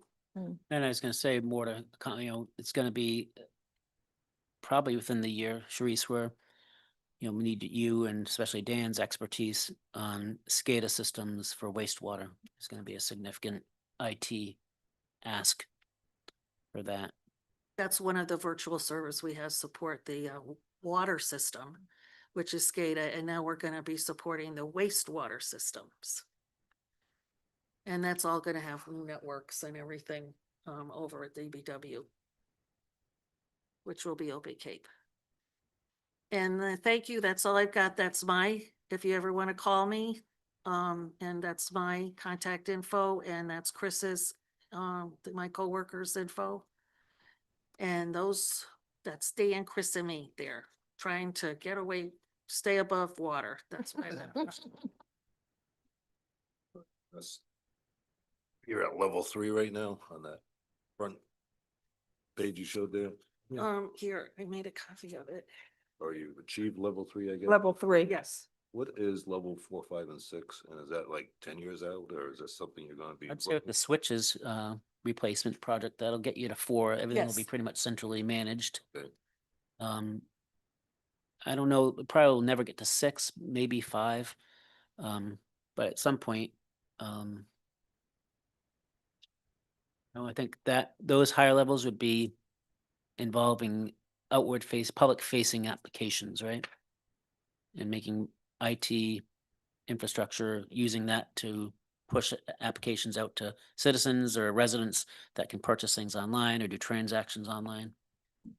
The level 3 equipment replaced before it becomes obsolete. That is the big hurdle that we still have to do to get to level 4. Then level 4, which is managed, is infrastructure is compliant with network architecture standards, proactive performance and availability, equipment replacements are driven by changing architecture and requirements, not because they're end of life. And advanced event correlation with automated response. 4 is, once we get through with three, getting to 4 is easy, getting to 5, I think this is the biggest one, and this is gonna take a couple years. Like I and level 5 isn't hard, because once you do all this, it pretty much isn't hard to make the next couple jumps. Level 5 is network architecture standards, being totally proactive, and equipment replacement driven by the ability to meet service levels. And level 6 is network architecture standards are aligned with business value delivered, sourcing strategy to align with maximize business value. So those aren't really I the think- hard ones yeah, I that think aren't those, labor intensive. that 6 is, that's the value driven step. That's what I'm saying. That's the outward facing stuff, that we have appropriate equipment and infrastructure to handle it. Now we can roll this out and the public can take advantage of it, hopefully. But that requires investment. And I don't think we need much more investment in the equipment because I think we got a sufficient level, but it might require investment in additional applications or licensing. So the big one, which from last year was OpenGov. It was in the budget for the first time. So that was about $45,000. We're kind of bootstrapping that and getting them as much as we can out of it for the $45,000. If, and so we're kind of being creative in how we apply and utilize that, because if we weren't so creative and we just went all out, they'd happily charge us $90,000 to have full access to their whole suite of stuff. So we're getting what we need for about half of that. And it's how long can we make that work for us before they say, no, you got to pay us the full boat. So, it's applications layered on top of the infrastructure that's going to get you to 6. And I don't understand that part. So you got that one. I have a question. How is artificial intelligence going to be affecting what we're up to and Well, I mean, I talked about how I use it. I don't know if really, I don't know how it would really touch us more than using it as a research tool, a solutions tool. as a scam? Well, we have the cybersecurity training. Mhm, mhm. I think AI is going to be a tool for us that'll Mhm. help us enhance some productivity. But, we're a small town and people always, think, oh, technology is going to solve all your problems. But at the end of the day, even technology requires somebody to be here to operate the technology. Mhm. Each of the departments or divisions, they got a person in charge of it. And if they're lucky, an assistant. That's not a lot of, Layer, depth to not there layer, to make yeah. reductions because you got a new tool that makes you more productive that can do the job of 2 or 3 people. And that's because you got 1 or 2. So you're going to still need the 1 or 2 people. And I did send out a document about a year ago when this became more headline Mhm. AI, and I said that, and I pulled it from a bunch of different resources, but basically I said, the more subjective it gets, the more you have to be careful when you use it. Like, it's great for job descriptions. But if you take this meeting and you want to summarize it, and anything that you're gonna hand out to the public, you have to be very careful that there's, what am I trying to say? Copyright issues, plagiarism issues. So you have to be very careful if you use artificial intelligence that you don't plagiarize or you don't use copyright issues, because it's a government, so there's a lot of legal implications. So I think in towns, this isn't true. There's a DPW is a manual physical labor and firefighters and police officers. You kind of have to be present to do the job. But in the town hall itself, for administrative people, it's really pushing it to become more of a knowledge-based worker and their tools, right? So, like you say, if you want to use the minutes as an example, maybe use AI to transcribe and take minutes, but you still need somebody to review those minutes. I think probably in the finance area, the biggest application is probably going to be in accounts payable processing. So you won't have somebody processing paper invoices and then manually entering them. That'll happen automatically. But you still gonna need that person to review and authorize and Make- approve and process. Right, the right. transaction. Authorize the payment, you know, it Right, still has right. to be a human at the end of that, at least at this point. So, you know, we just don't have such a deep bench of people that, you know, we make so much efficiency gains that we can get rid of one or two of them because we only got one or two. So, Mhm. But I would tell anybody that if you're starting a career in IT now and you're gonna go to college, I would go into cybersecurity. I certainly want to go into programming. Mm. That's my opinion on it. But it does change the AI's nature. gonna do the program. Does change the nature of work and it makes it more rewarding, you know, so if you're the person that has to enter all the invoices, that's a pretty route mhm. job and it gets boring pretty quick. But if it's all done for you, now you're the person, you know, reviewing and authorizing them, it's a little, you know, you're contributing at a higher level and it's more rewarding, yeah. And that's a big pro because the computer doesn't make mistakes Mm. for that kind of redundant, repetitive tasks. Mhm. One thing I noticed is, when I go to Amazon to look at something, there's an IT box, I mean, an AI box right there. Oh, And, pilot.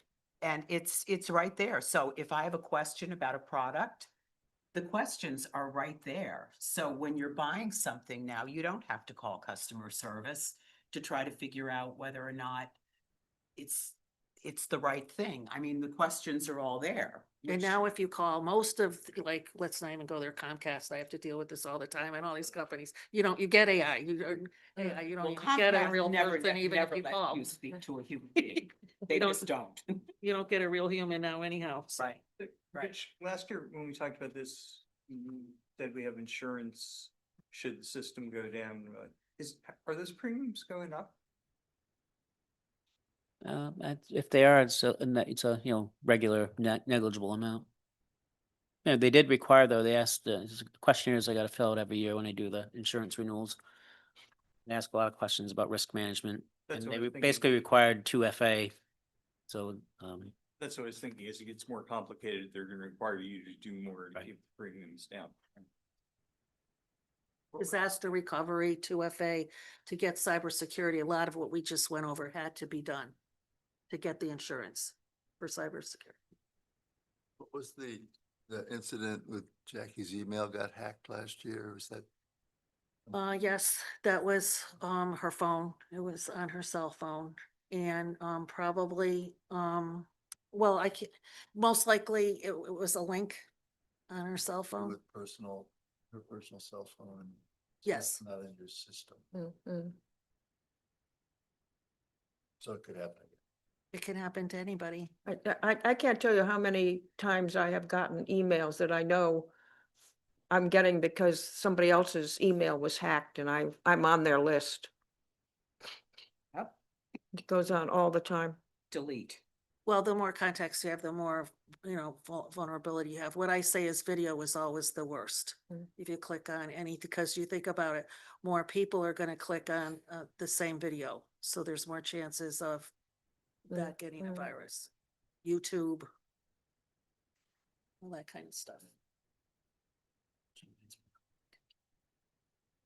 Well, thank you. Oh, your email.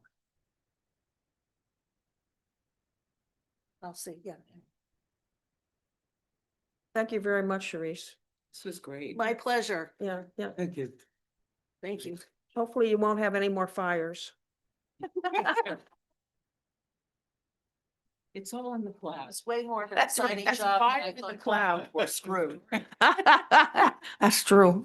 For that. I want to see what's in that cloud. Yeah, yeah, it's gotta be a big one. Okay, let me see, what time is that? It's 5:23.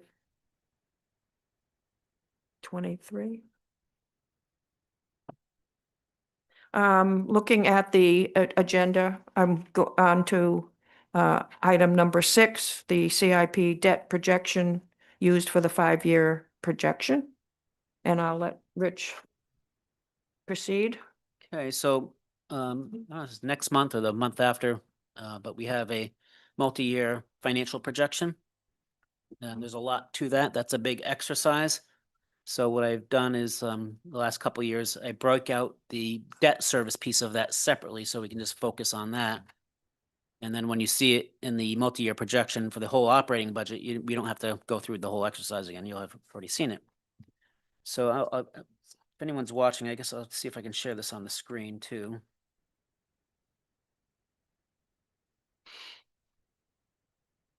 So this first page here, does anybody need a copy? Yeah. This top line here is our existing bond issues at the end of each of the next 5 years, or maybe it went out an extra one. It might have gone out 1, 2, 3. Yeah, I went up to 6 this year because I wanted some wastewater. I wanted to clarify, show. So, if nothing were to happen, we go from, we're a little over 100 million now, down to just under 75 million at the end of 2030. But in 2026, we're starting the year. No, that's not the start. That's the end of the year. We're adding, I should say, during 2006, perhaps $7 million for the final of the water project. And I broke down the wastewater, the 170 million. We can only get $50 million a year, so this might not be exactly how it plays out, but for this purposes of this projection, I did $50 million increments for each of the next 3 years, with the final 20 million in the 4th year. And all this information, why do I put these bond issues on here? Because this was what went to town meeting as our capital improvement plan, and these are all the projects that we said that we anticipate having borrowing on. So again, this will change by next year and the next year's capital improvement plan, but this is what we think at the moment. At the moment, in our capital improvement plan in the year 2027, we anticipate borrowing $3 million for town landings. And in 28, $2.5 million, that would be design money if we end up doing a project with Route 6. And then later down in 2030, you have some facility needs that will have to probably be addressed. So we have at the moment slotted in $3 million in the year 2030 for that type of work.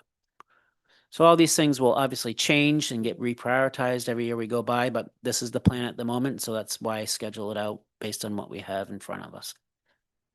And of course, the wastewater. I have a question, Rich. Can we, if we don't use the 50 million, let's say in the first year or at round 1, can we move what we don't use into and add it to the 50 million for the second year? Yes. Okay, because there was some discussion at one point Well, about. that's why getting in the program this year and having the guarantee loan through the whole project life is Yep. such an important thing to get this done, because if we fall into the rules next year that doesn't have that, every year is a new year. So if you only get $40 million, okay, you only got 40. Next year you got to apply for a whole new thing, and you may or may not get that. Right. That last column be 31 instead of 30 because. Now, yeah. Yeah. Yep, sorry about that.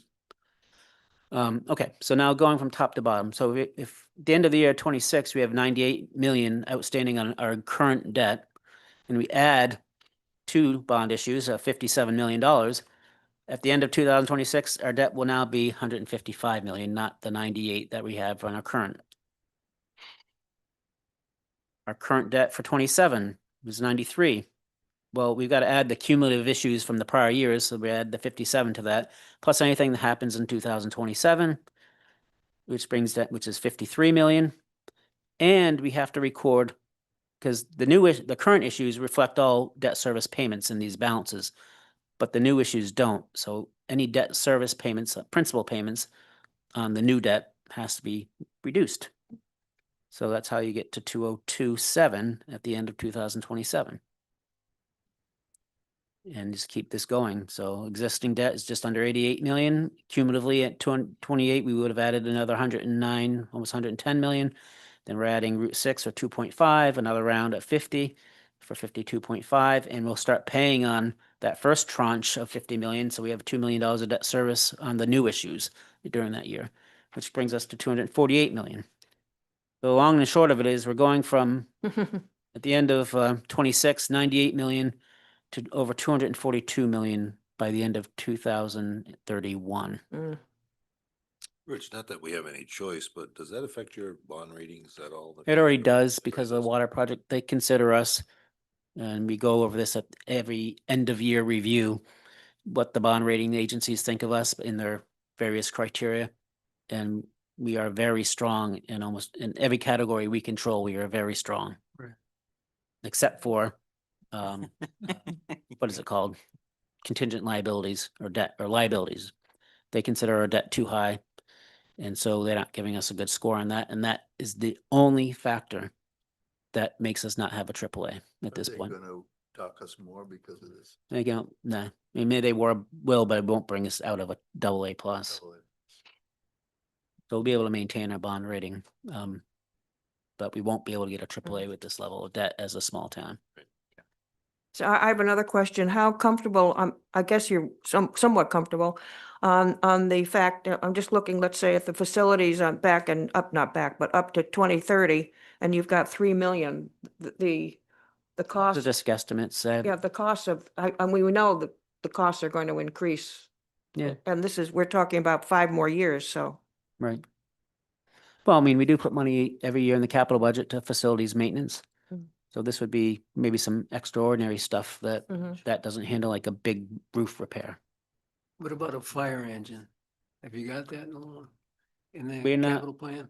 No, It's in the capital plan, but we're not borrowing for fire engines. right. So, it's everything's in the capital plan, but this is only the things that we're bonding for. So let's go to the next page. Oh, I did it out a few more years. The next page is, you did it out to 2034. Yeah, I might have, I don't know why I did that. I probably didn't meant to take that out. Let's go to page 3. This is the meat and potatoes of it. So this page can focused on the balance of outstanding debt. It's focused on the debt service required to pay that debt. So our existing bond issues again are at the top. And I show for this past fiscal year, FY 25, we paid principal and interest totaling 8.15.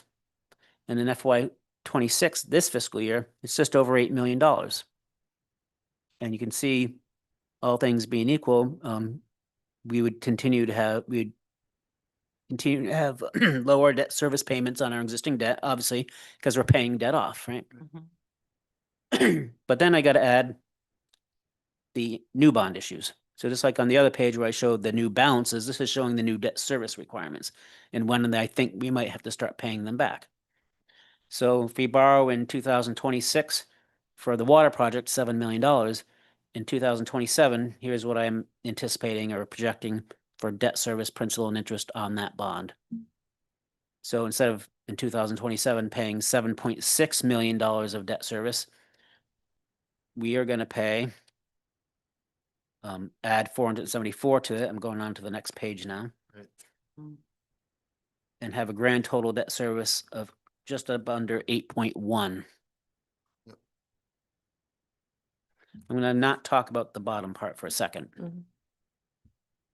Likewise, in FY 28, we've got our existing 7.5 million of debt service. You still have the new, debt service on the water project that goes down slightly from the first year. But now we're adding the town landing debt service. And then further down, we're adding the wastewater debt service. So instead of 7.5 million on our existing debt, we add an extra 2.4 almost for new debt service, making a total of 9.8. So, we kind of get the gist of that, I'm sure. So we keep doing that out multiple years. And on just this blue line under projected debt service, you see in 2025, 8,151,000. And in our very worst case scenario, at our highest peak in 2031 is 12,760,000. So a $4.7 million or $4.6 million increase to the budget. So that's pretty substantial, right? Mhm. But now let's talk about the orange section. Here's where our financial planning and good stewardship hopefully comes into play on our wastewater project. How it's important that we have $12.7 million of debt service in 2031, but it's also important how you pay for it. So you can see starting in 25, we only have one non-tax rate funding source of debt, and that's the family support package for the beach plum acquisition, 125,000. So even though we had $8,151,000 of debt service, no, that math didn't work. That's not a good example, I guess. Let's go to 26. We have $8,012,000 of debt service, but we're using about 500,000 of short-term rental tax to pay some of that debt service. And we're using the family support package to pay for the beach plum for a total of 605,000. So we're not paying 8,012,000 from the tax rate. We're only paying 7.4 million.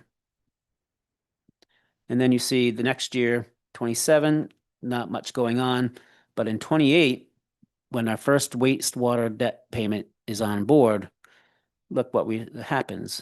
We get the benefit of the 25% subsidy from the Cape and Islands Water Protection Trust for 416,000.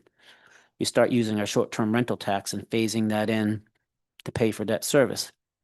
Perhaps, and one of the things we'll have to start talking about, we'll have a water infrastructure investment fund funded from half of the current CPA surcharge. And if that were to happen, that's about $600,000. So we have just under $1.6 million of non-tax revenues going to wastewater.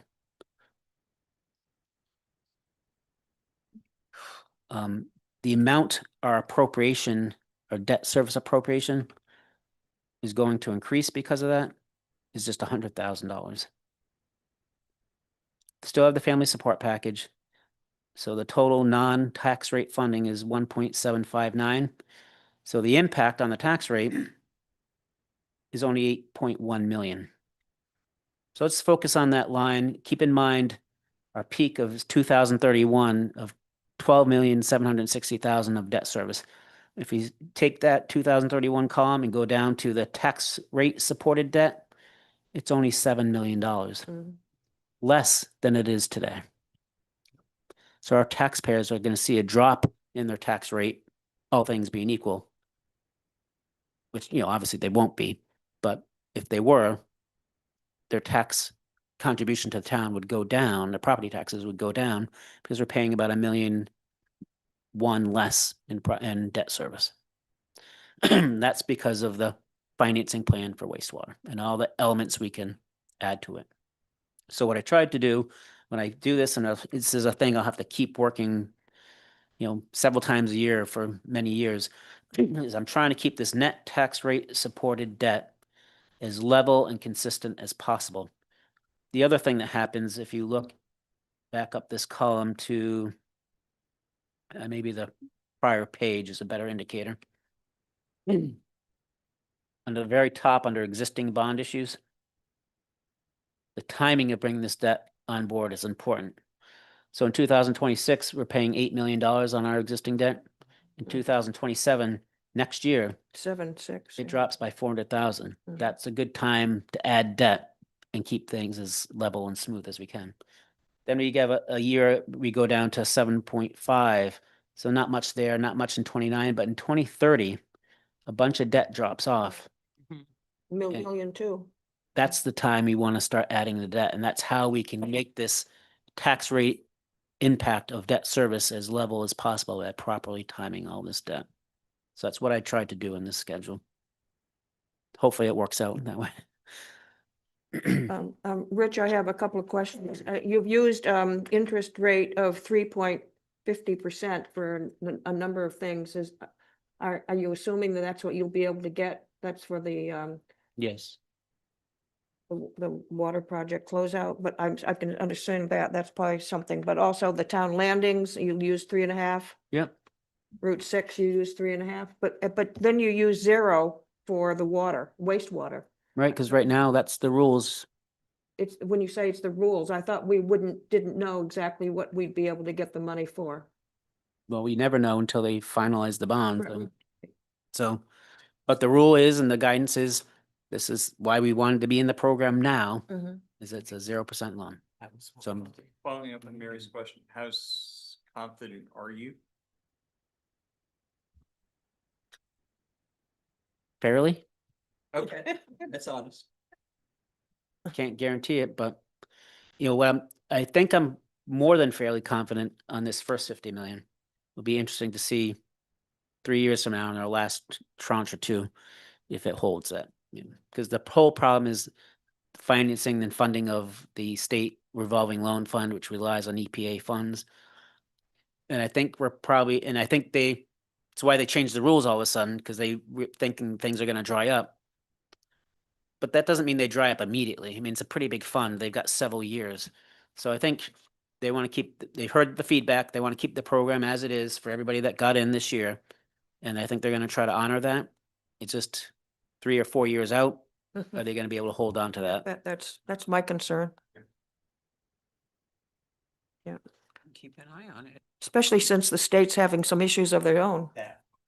What Hmm? prompted my question? Yep, I agree with you, Paul. Do you get any help from the Department of Agriculture on it? So that's an avenue where everything's slow.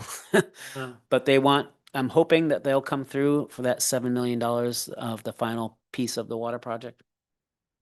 Or whatever it ends up being. And they're very interested in our wastewater project. So, when I projected out how this might look, prepping for town meeting and the potential costs of things. If we get a USDA loan, the big thing there is two big things. It's 40-year repayment at a very low interest rate, but they also have up to a 75% loan forgiveness. Nobody gets 75%. But if we can get a 25 to 50% loan forgiveness, even though it's a multi-million-dollar loan and it comes with an interest rate, if they forgive half of it, the interest rate's it's not as bad. It's like almost a zero. So that does slightly reduce the costs to our taxpayers if we get a USDA participation. I did the math, and I think I'm saying this right. In the middle of this page, under the bottom chart here, it says appropriation increase due to wastewater. So I told everybody when we were talking about this that expect $1,000 increase in taxes, right? And $500 of that was from the debt service, and $292 of that was due to operations. And then that's only $792, so the extra $208 was just a cushion, right? So how are we doing on this? How is it looking for the $500 of debt service out of that $1,000? So at its peak, that's why I have this line, appropriation increase due to wastewater. So at its peak, the appropriation that we need to increase for debt service is $2,150,000 due to wastewater. Overall, the debt service is going down, but we're adding new wastewater debt. $2,150,000 is the most. And so I did the math based on the current levy and values, and that's I should have written it down, less than $300 at the moment. Mm. So I said 500 for less than 300.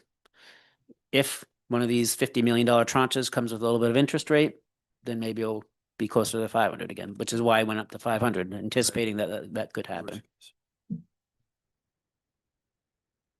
Now, and I have another question talking about just budget. Since we're in the process of, it's our third year for salaries. And every 3 years we go through the process. I'm assuming our salaries are going to continue to increase, given the status of everything that's going on these days. How do you feel that's going to affect our budget? Bad. Bad. Well, good if you're getting paid. Right. If you're the one that receiving the increase, you're doing well. If you have to pay for it, So that's the next discussion, right? So this was debt service. So these numbers that you see on this page for the projected debt service requirements. What page are you on? Do you have the separately printed one, Roy? Does it have page 1 through 12 on it? Mm-hmm. Okay. So if you're looking at the one that has pages 1 through 12,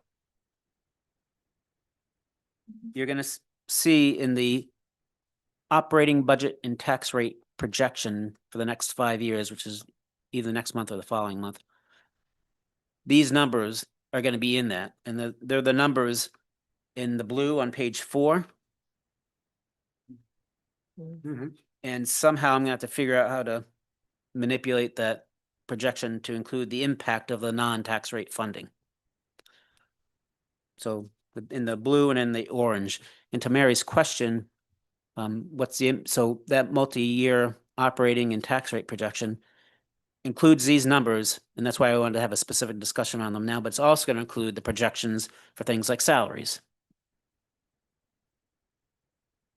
And so between now and then, I've got to come up with, because this is a negotiating year, and obviously we don't want to give away negotiating position. But, we know the environment we're in, and it's not conducive to, reducing taxes, unfortunately. If we could, we would, but, there's some very substantial contracts that have been settled. And, we handle it all the time with employees asking us for raises that they can justify. And if we can help them, then we do. But a lot of times it's like, well, you're part of the union, we have the negotiated rate. The best we can do is, say we'll take it up on the next round of negotiations. And so I think we're going to see that reflected. I see your line on wastewater betterment funds is blank. Yep. I'm keeping it there because we're gonna have to make a decision on that. Like it is, some people would say that we should charge a betterment to everybody, and that's what Orleans is doing. And personally, I think that's a wrong approach. But they had their own planning. I don't want to denigrate what they did. They did what they thought was right, but we're going with the community approach that everyone's contributing and everybody's benefiting from this, and so everyone's going to contribute to it through the tax rate. The people that have to connect to the system will have a cost for a connection fee. So why would I want to have them have a connection fee and then just to hit them with another betterment when everybody's benefiting? If that's your position, then why would some people pay a betterment and others not? However, the one distinction I would make is commercial properties Right. do recognize a substantial a value increase in their property. So do residential, but everybody's going to get that. But to have the ability to connect to wastewater, if you're a restaurant and you don't have to put in a $3 or probably nowadays $500 up to $1 million septic system under your parking lot, has a lot of business value. Mhm. And not to mention paying of the operating costs for that. If you can just connect to the town, you're going to do that. Not only do you free up yourself that cost, you free up all that space theoretically that you can now develop, because you can't build on top of a septic system. So if you just don't have one, now you can. Does that require town meeting approval? So the general laws, things have changed, so I got to go back and, validate or verify my thinking on this. But historically, when I was looking at this in other towns, don't really provide, they provide for limited ways to assess betterments, like street frontage. Street frontage isn't a valid method of assessing costs for a wastewater, in my opinion. What a more valid way to do would be based on, say, water and usage. So you come up with a unit value. So if you, contribute 1 unit of wastewater, your betterment will be X. If you do two, if you have enough where you do 2, and it goes up. Or we could just do a flat, and I'm just talking out loud here. There's not any research into this, but you could just say, perhaps, hey, if you're a commercial property and this is going by you got to connect, you're adding value. Everybody that gets assessed $25,000. So if you had 100 commercial properties and you charge everybody $25,000, you can add that money in to a fund and use that fund to pay the debt service. That's a one-time payment? Yeah. Well, it's a one-time payment. You can pay it one time, or the reason it's a betterment is you can put it on your property tax bill and pay it over a length of time, Right. like 20 years. And you charge a small interest rate for that. So in order to be able to do it based on usage, I think I need to get special legislation. So that would have to go to town meeting. And I created a program in Yarmouth, because Yarmouth's phase 1 plan was on Route 28 in Yarmouth, which is almost all commercial, 98% commercial. And all the other phases, of the other 7 phases, are almost all residential. And that everybody was concerned that they were going to pay betterments. And we said, no, we're just doing it for phase 1. Because all these little mom and pop hotels built in the 50s that they can't do anything with now, all of a sudden are going to have a lot of value, because now somebody can come in, a developer, knock them down, connect to wastewater and build a big property. So I went and talked to the folks, some of the bigger developers in town. I asked them, how would you feel about paying a $500,000 betterment just to get the sense of the world? And they're like, where do we sign up? That was nothing to them, $500,000. We don't have that big development here in town, so don't get too excited. But in a town like Yarmouth, a big hotel or a parcel with potential to have some kind of in a commercial zone, that was a lot of value that people were attracted to.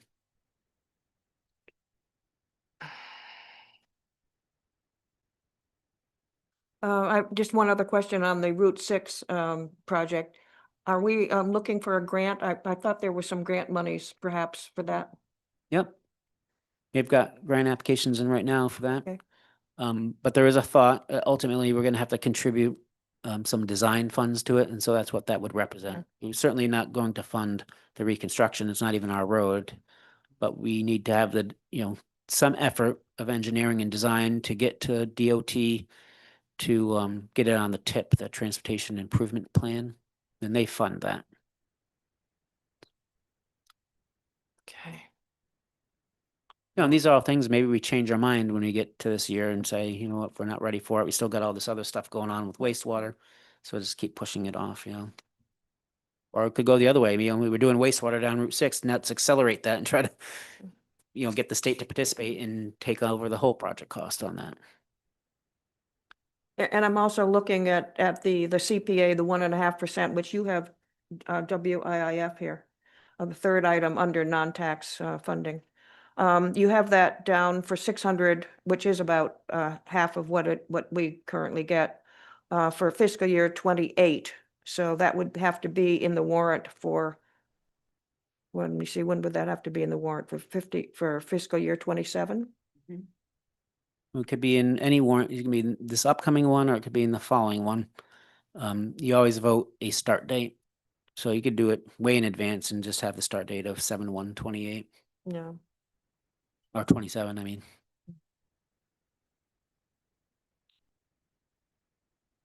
So. We're kind of tossing these things around today, but. At some point, we're gonna wanna.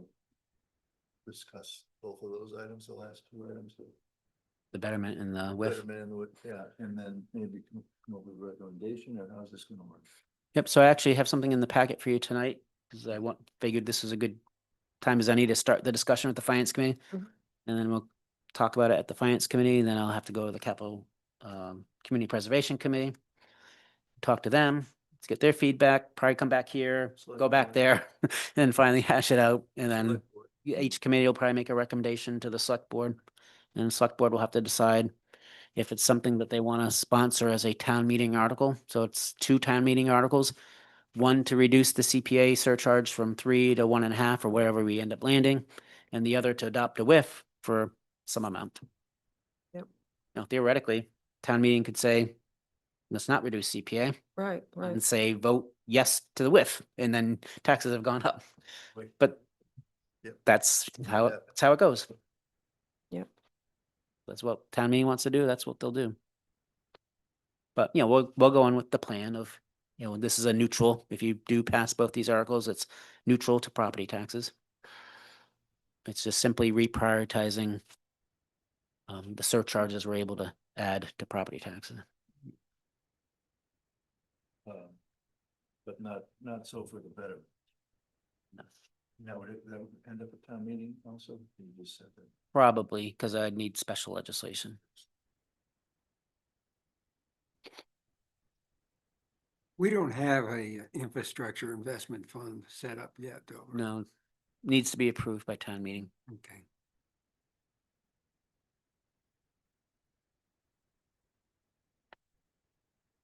Okay, any other comments, questions, concerns? So I did, since you've mentioned it, Yeah. we don't need to talk about it a lot, but I just wanted to say in the packet that I sent out, there is this page here, general law, Yeah, That's the about the law, infrastructure investment 39, fund. Yep. section 39M of chapter 40, Yeah. that authorizes and allows a infrastructure fund. It tells you Mhm. how it works. So it's just as an initial thing for you to see, to Mhm. You know, I'm not just making this stuff up. Are you aware of other towns that have applied, not applied, but are, Yep. putting this in place? And, Lots of and them. what percentage are they using, do you know? Like, first one was Yarmouth. I did it in Yarmouth. And I forget what their percentage is, but it's some really weird thing. That was a difficult one. They do up like a 0.57. It's like, come on, can we just do one? Uh, No, 0.57, something like that. Did it come out of CPA? Came out of CPA, added to the WIF, 0.57, for whatever Did they reason. stay at- Were they percent to start with? Everybody's 3%. And then Dennis, I'll have to go back and, I used to know this off the top of my head. Dennis adopted a 2% WIF, I believe, and reduced the CPA from 3% to 2%. So they added a percent, but split it. And so there's lots of ways to do it. And Mhm. Harwich, I think, has done it. And if they haven't already, there's at least 2 or 3 towns up Cape that are, if they haven't done it, are going to do it. Right.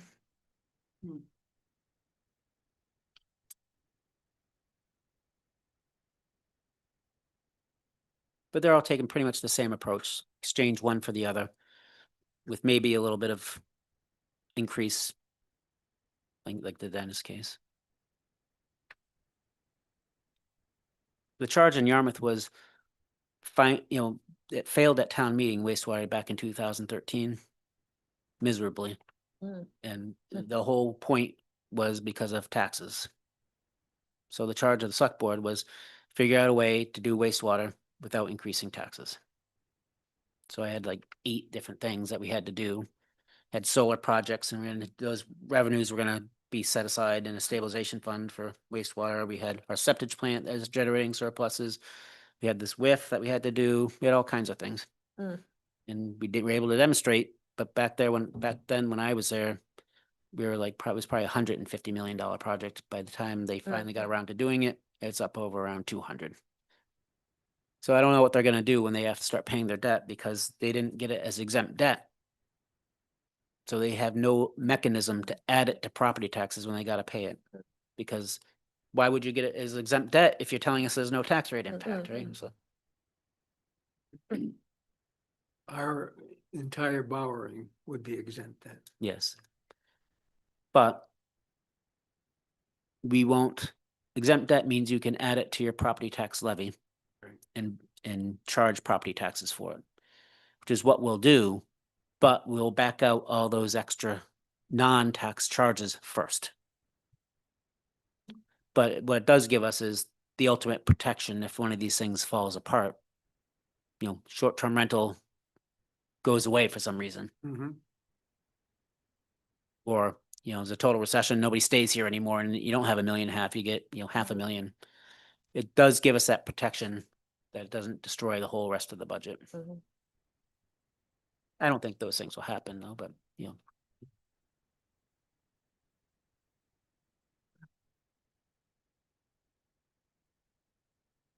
So what's the timing from your perspective for this, the investment fund monies?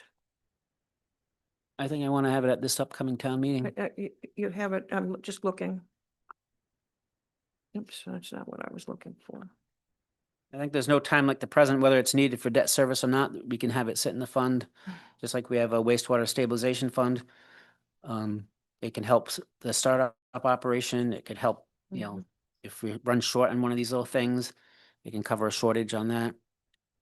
So whether we need it next year or not, my suggestion would be we ought to start seeding it.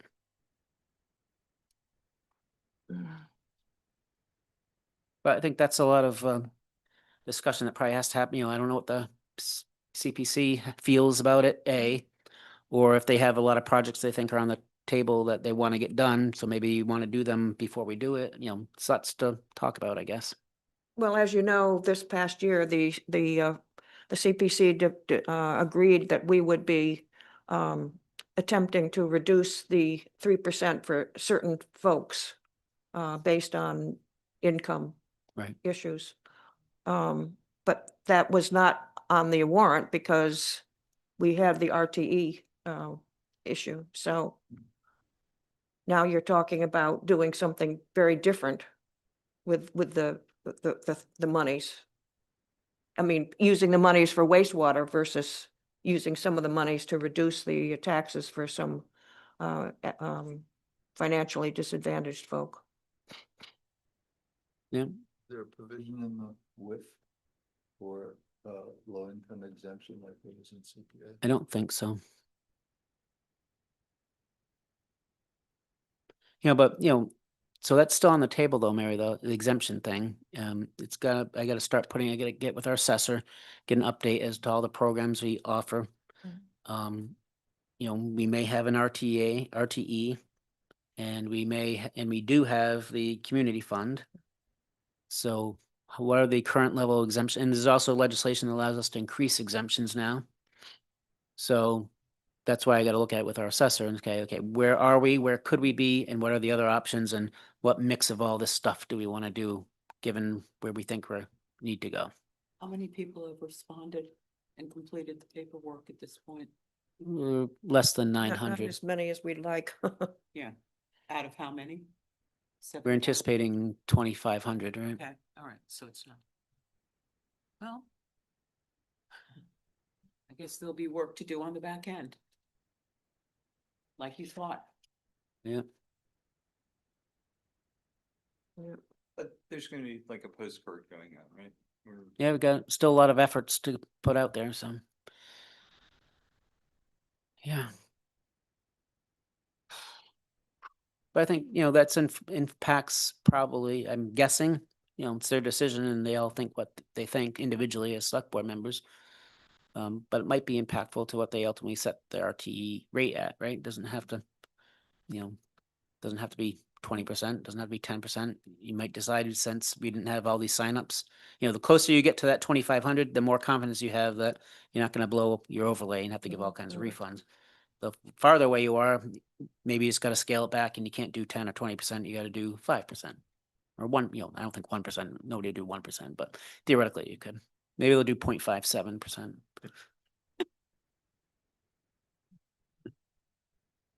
Hope they consider that.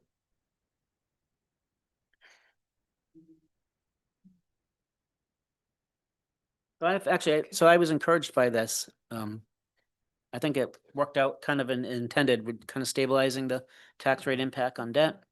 I mean, nobody likes to pay more, but the projections are holding, what I thought was gonna happen is so far holding true, and it's pretty good. I guess my thoughts are, since the statement that we made at the wastewater town meeting was that we the finance committee agreed that, acknowledged, I guess that was the word, that it was going to affect everybody's taxes, but that we were invested in trying to come up with ways to reduce the cost for the taxpayers. So I'm just wondering, we talked about a couple of things tonight, whether we should just have some sort of meeting just discussing the various options that we might have I'm to, just not there yet. yeah. As, yeah, but we need to soon finalize our thinking on wastewater. Mm-hmm. Part of that's gonna be how to operationalize it as well. So if you might recall, so I'll talk, crazy talking here. We told everybody it's gonna cost us $1.5 million in operations costs. So, and that translates to $292 on tax bill. So should we just override $1.5 million right now, put it in our water enterprise fund, or our wastewater enterprise fund, even though we're not spending it yet? Probably not, but I mean, you could do that, right? You could seed your enterprise fund, thinking that, you gotta need it for something. And not to steal your thunder from the capital projects committee update, but one of the things we talked about, should we be hiring a municipal utilities director during the construction phase of wastewater, to be in control and monitoring and managing the contracts, and not only for wastewater, but also for water operations. Somebody, a new position that has that responsibility. And we think that idea has a lot of merit. So, that'll be an expensive position, but if we have $1.5 million a year going into our enterprise fund, that we can easily cover that. So that would be probably the crazy approach, is bite the bullet right now. You passed wastewater. We told you needed $1.5 million. We're asking you for the $1.5 million. do I want to do that at the same time we're asking for another sum of money because of the wage negotiations? The timing is not great. No, Right. timing's. So probably aren't gonna do that this year. Hmm. But maybe we put people on notice and we do the override for negotiations this year, and then we do the wastewater override the next year. For next year. You know, we don't necessarily need it now, so why would we hit you Mhm, up on mhm. that? But better to do it in a year that we're not dealing with the salaries. Right. Okay. So that'll all be the discussion on our multi-year plan. That's all part of what I gotta contemplate between now and next month, and putting that together.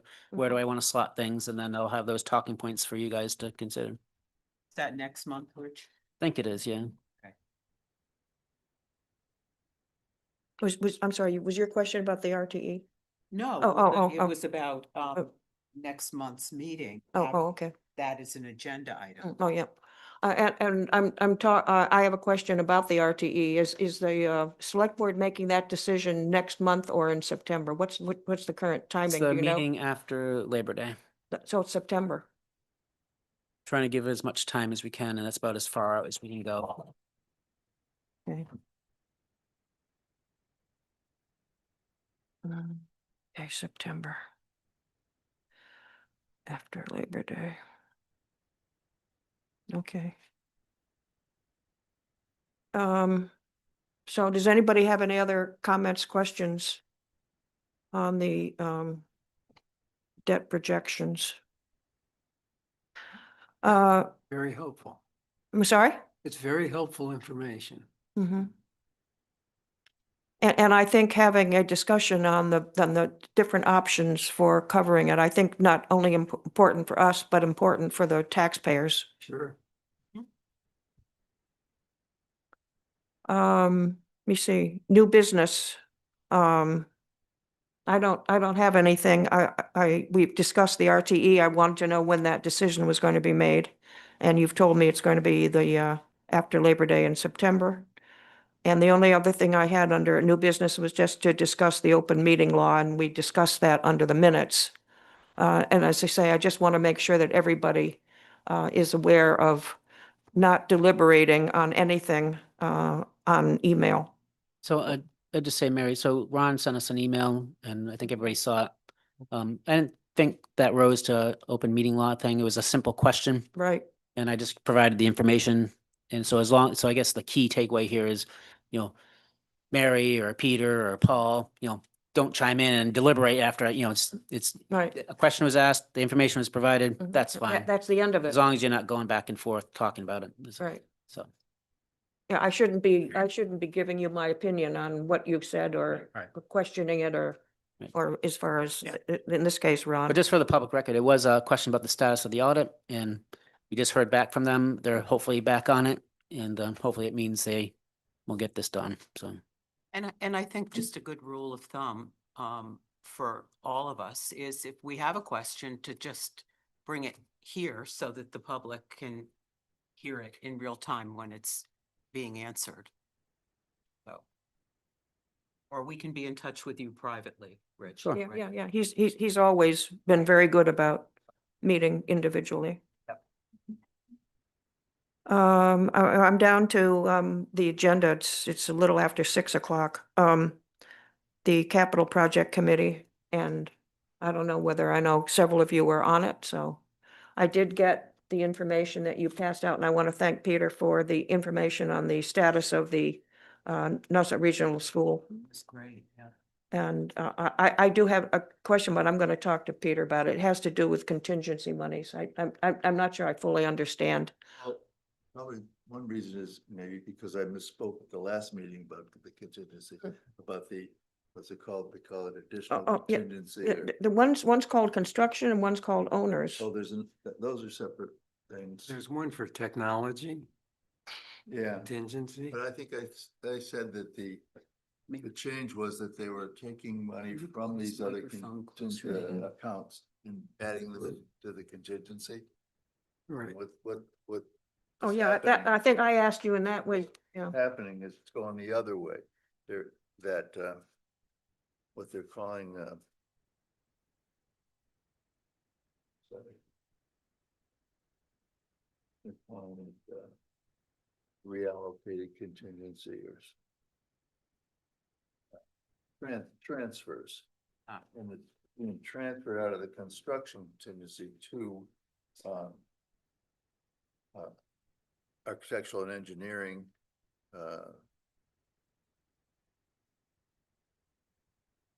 basic services, other accounts. So it's reducing the overall contingency, not increasing it. So the construction contingency amount is still the same as it was when the project started.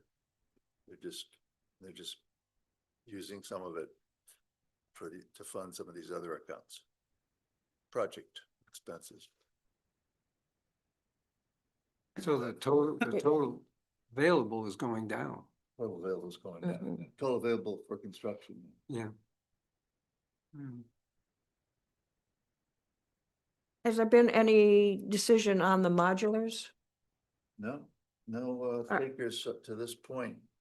I mean, they're getting they're preparing a cost estimate for a demo, Mm, Wow. but meanwhile, there's still, I guess there's a couple of towns that have expressed interest, but they don't have the money and so it might come to that. Can anybody project 3 years down the road if there's gonna be school construction that would require them? Because if they stayed there, it's not doing any harm currently, right? You know, so I know there's long-term looks at schools, when they're gonna be developed, when they're gonna be built. Right. They contacting future towns at this point. Well, yeah, there would be expenses to leave them there. mm, Okay, Because they got sprinkler systems in them and stuff, so you'd have to either heat the buildings or. oh, freeze. Buildings. Mm, But they're not that, occupied. that might, and there's not a whole lot of value to the buildings. It's the moving them and setting them up again. It's the It's like, cost. they cost about $1 million, I think, and then it was 4 million to get them up, get them over here, put them back together, get them fired up. So Right. that's the cost. Is there somewhere in the city of Boston or somewhere where they're doing Construction? constructions, Housing. housing? God, Like What Peter's if, you saying, know, it's the you've cost got- of You moving. got that, the whatchamacallit house in Fall River, all those people, Oh, I guess they- the assisted living? yeah, Yeah. it's just Gabriel House or whatever it was. Yeah, yeah. I was just hoping, I think they cost about 5 million. And then we had to do some work to them to bring them up to About- snuff. About 4 million, that's what I was saying. Yeah, yeah. Cost about 5 million total, Mm. but 4 million was setting them up. They're setting them And up. transporting them and foundations. So they, Mm. and that was, now they've been used for 3 years, so they probably have even less value. Mm, Those things don't last forever. They weren't new when we got them. right, that's true. I was just hoping that we'd get some money So. by believe me, when we you got know, rid of them to offset some of the construction costs. But the other piece of it too is that, you know, if there is a place that's been affected by a tornado, remember what happened in Monson, the Mm. town of Monson in Yeah. Western Mass? That would have been perfect to send them out there. The outfit that trailered them down here said driving them down here was like putting them through a stage, category 4 hurricane. Well, at least know, So we know that they're okay. How many Okay, category 4s they can handle?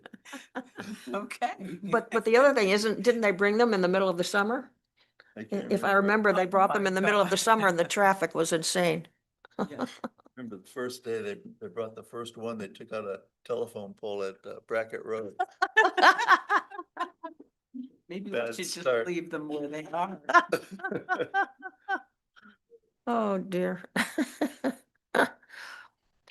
Oh, okay. And I have no update on the school facility. I think that an RFP went out on that a while back, and I haven't received any update on that. And the Nauset Regional School Agreement, I'm assuming that that's going to be with the new superintendent. That's probably a ways to go. Yeah, there's a meeting scheduled for that. Oh, okay. On July 29th. Oh, The representatives from the 4 towns. The are 4 gonna meet towns? with Oh. the school committee and the lawyers. Oh, and good. the proposals, so. so that's Jerry Moving from the again. select board Jerry and me, and yeah. you from here. Yep. Rich, I I, got nominated. I just, this is off topic, but just going back to the negotiations, we all know, it's been on the news that, 3 of the 5 big healthcare providers in Massachusetts have been given permission to raise their rates. And there are 2 that are outstanding whose rates that were proposed were so high that they're negotiating. How is that going to affect the offerings? Also that, yeah. I thought, But yeah. we are a participant in a regional self-insured health trust. Thank God. So we're self-insured, but we do use, the typical Blue Cross and Harvard Pilgrim network of providers, and we get the benefit of their contracts. So to the extent those contracts become more pricey for the health insurance providers, it will come down through our rates, but. That's what I thought. Okay. All right. And Blue Cross is one of the ones that's outstanding right now. They're still negotiating.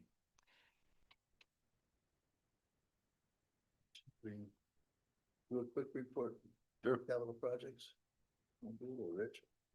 One, so.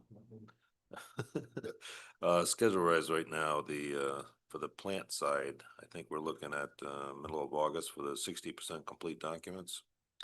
For the what? I'm sorry, 60% complete documents. For- Wastewater. a wastewater. Plant, treatment plant, yes. yeah. No, oh, okay. There- First stab at the cost estimate for that is occurring this week from the designer. It's gonna be passed on to the OPM, who's also doing an independent estimate. They'll be reconciling the 2 different estimates and doing a presentation on August 19th to us on the cost also. It's kind of a joint meeting. I think the Capital Projects Committee is being invited to join the designers and the town staff for a pretty lengthy meeting. It looks like it's 5 or 6 hours they propose for the day. Is that an open meeting? Workshop. I don't know, is it? I don't know It would be. if we're invited. If the CPC, would be, but it would be a workshop, so no Right. participation. But it would be open to people attending, but not to participate. And what date is that, Steve? August 19th. And where is it held? Be here. August 19th. Okay.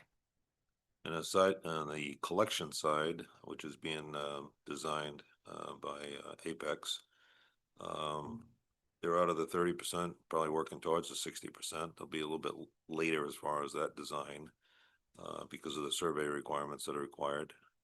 But they took their first stab at the cost. That'll be combined with the cost for the plant.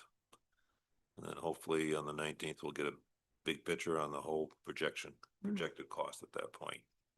See if it's within the budget. What are you expecting at the moment? I have no idea, Mhm. no idea, so.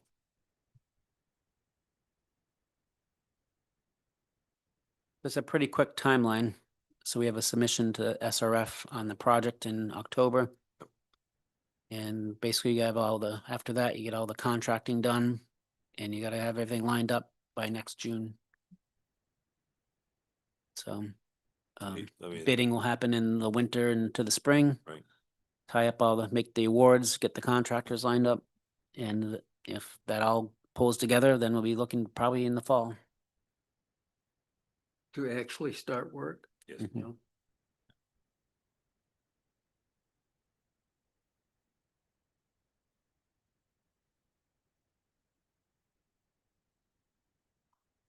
Okay. I appreciate Mira included the manager's report. I guess I'm gonna have to talk to Erica just so she knows that to send the manager's report to me when Jackie does it for the select board meetings. I had one question on the Yeah. town manager's report. Yeah. About the, let's see, Rich and I are working to get a plan estimate from EPG for cable road contract. Is that part of the plan, or is that part of that The Ocean View? Yeah. It's the last phase, so we got a few things to do for to wrap up the water project. Right. To wrap up the water project, we don't have to do anything more. Except we did promise people to go back and repave roads. So there'll be a repaving piece at least. Which we need Apex to tell us which roads those ought to be, because if they're gonna be wastewater roads, we probably don't wanna wanna dig 'em do up. those, right?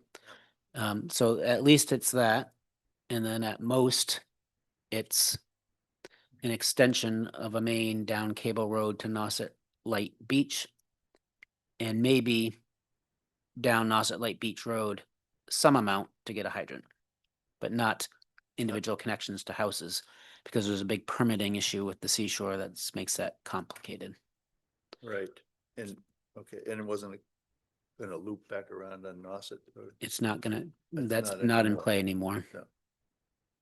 It's, I forget how long, it's a couple mile run down the Yeah, road, it's a long road. and there's like one house. Mm. Right. And again, there's permitting issues and all that that now are in play with the seashore, so But no permitting issues on Cable Cable Road. Road. you are, as I Yeah. understand it. And apparently on the other part where it was gonna loop back, Yeah. I forget the names of the roads, but there's archaeological issues on a lot of those roads too, so. Good. But, you know, I don't know what the exact number is, but we're probably 98% of the town has been connected or Yep. available to have to be connected. I had one other question on that report. There's a mention of the Holmes Road Trade Park, and I was wondering what people were thinking about. Is it anything different than what Holmes Road is now? Not sure what, And, land development, it was under, community development. Paul Lag submitted land development for Holmes Road Trade Park area. Oh, he submitted for a grant for $150,000. yeah, I think that grant was maybe some potential design. There's a big parcel at the ends of Holmes Road, which is kind of behind the DPW facility. That's owned by McGregor, Bruce McGregor. And their thought was, is there a way to extend Holmes Road and have it come out further down on Route 6? And does that make sense? Oh, okay. Mm. And I forget all the particulars of it, but Paul thought the idea had merit for a number of reasons, and Right. Were there any other questions regarding the manager's report? I have nothing further. Does anybody else have anything that they'd like to bring up before we adjourn? Do I have a motion to adjourn? I'll make a motion. Roy? Do I have a second? Sure. Pat, Kate? Okay, we can do it. But it's, we're interchangeable. All in favor of adjourning? Aye. 8-0, and it is 6:20. So I.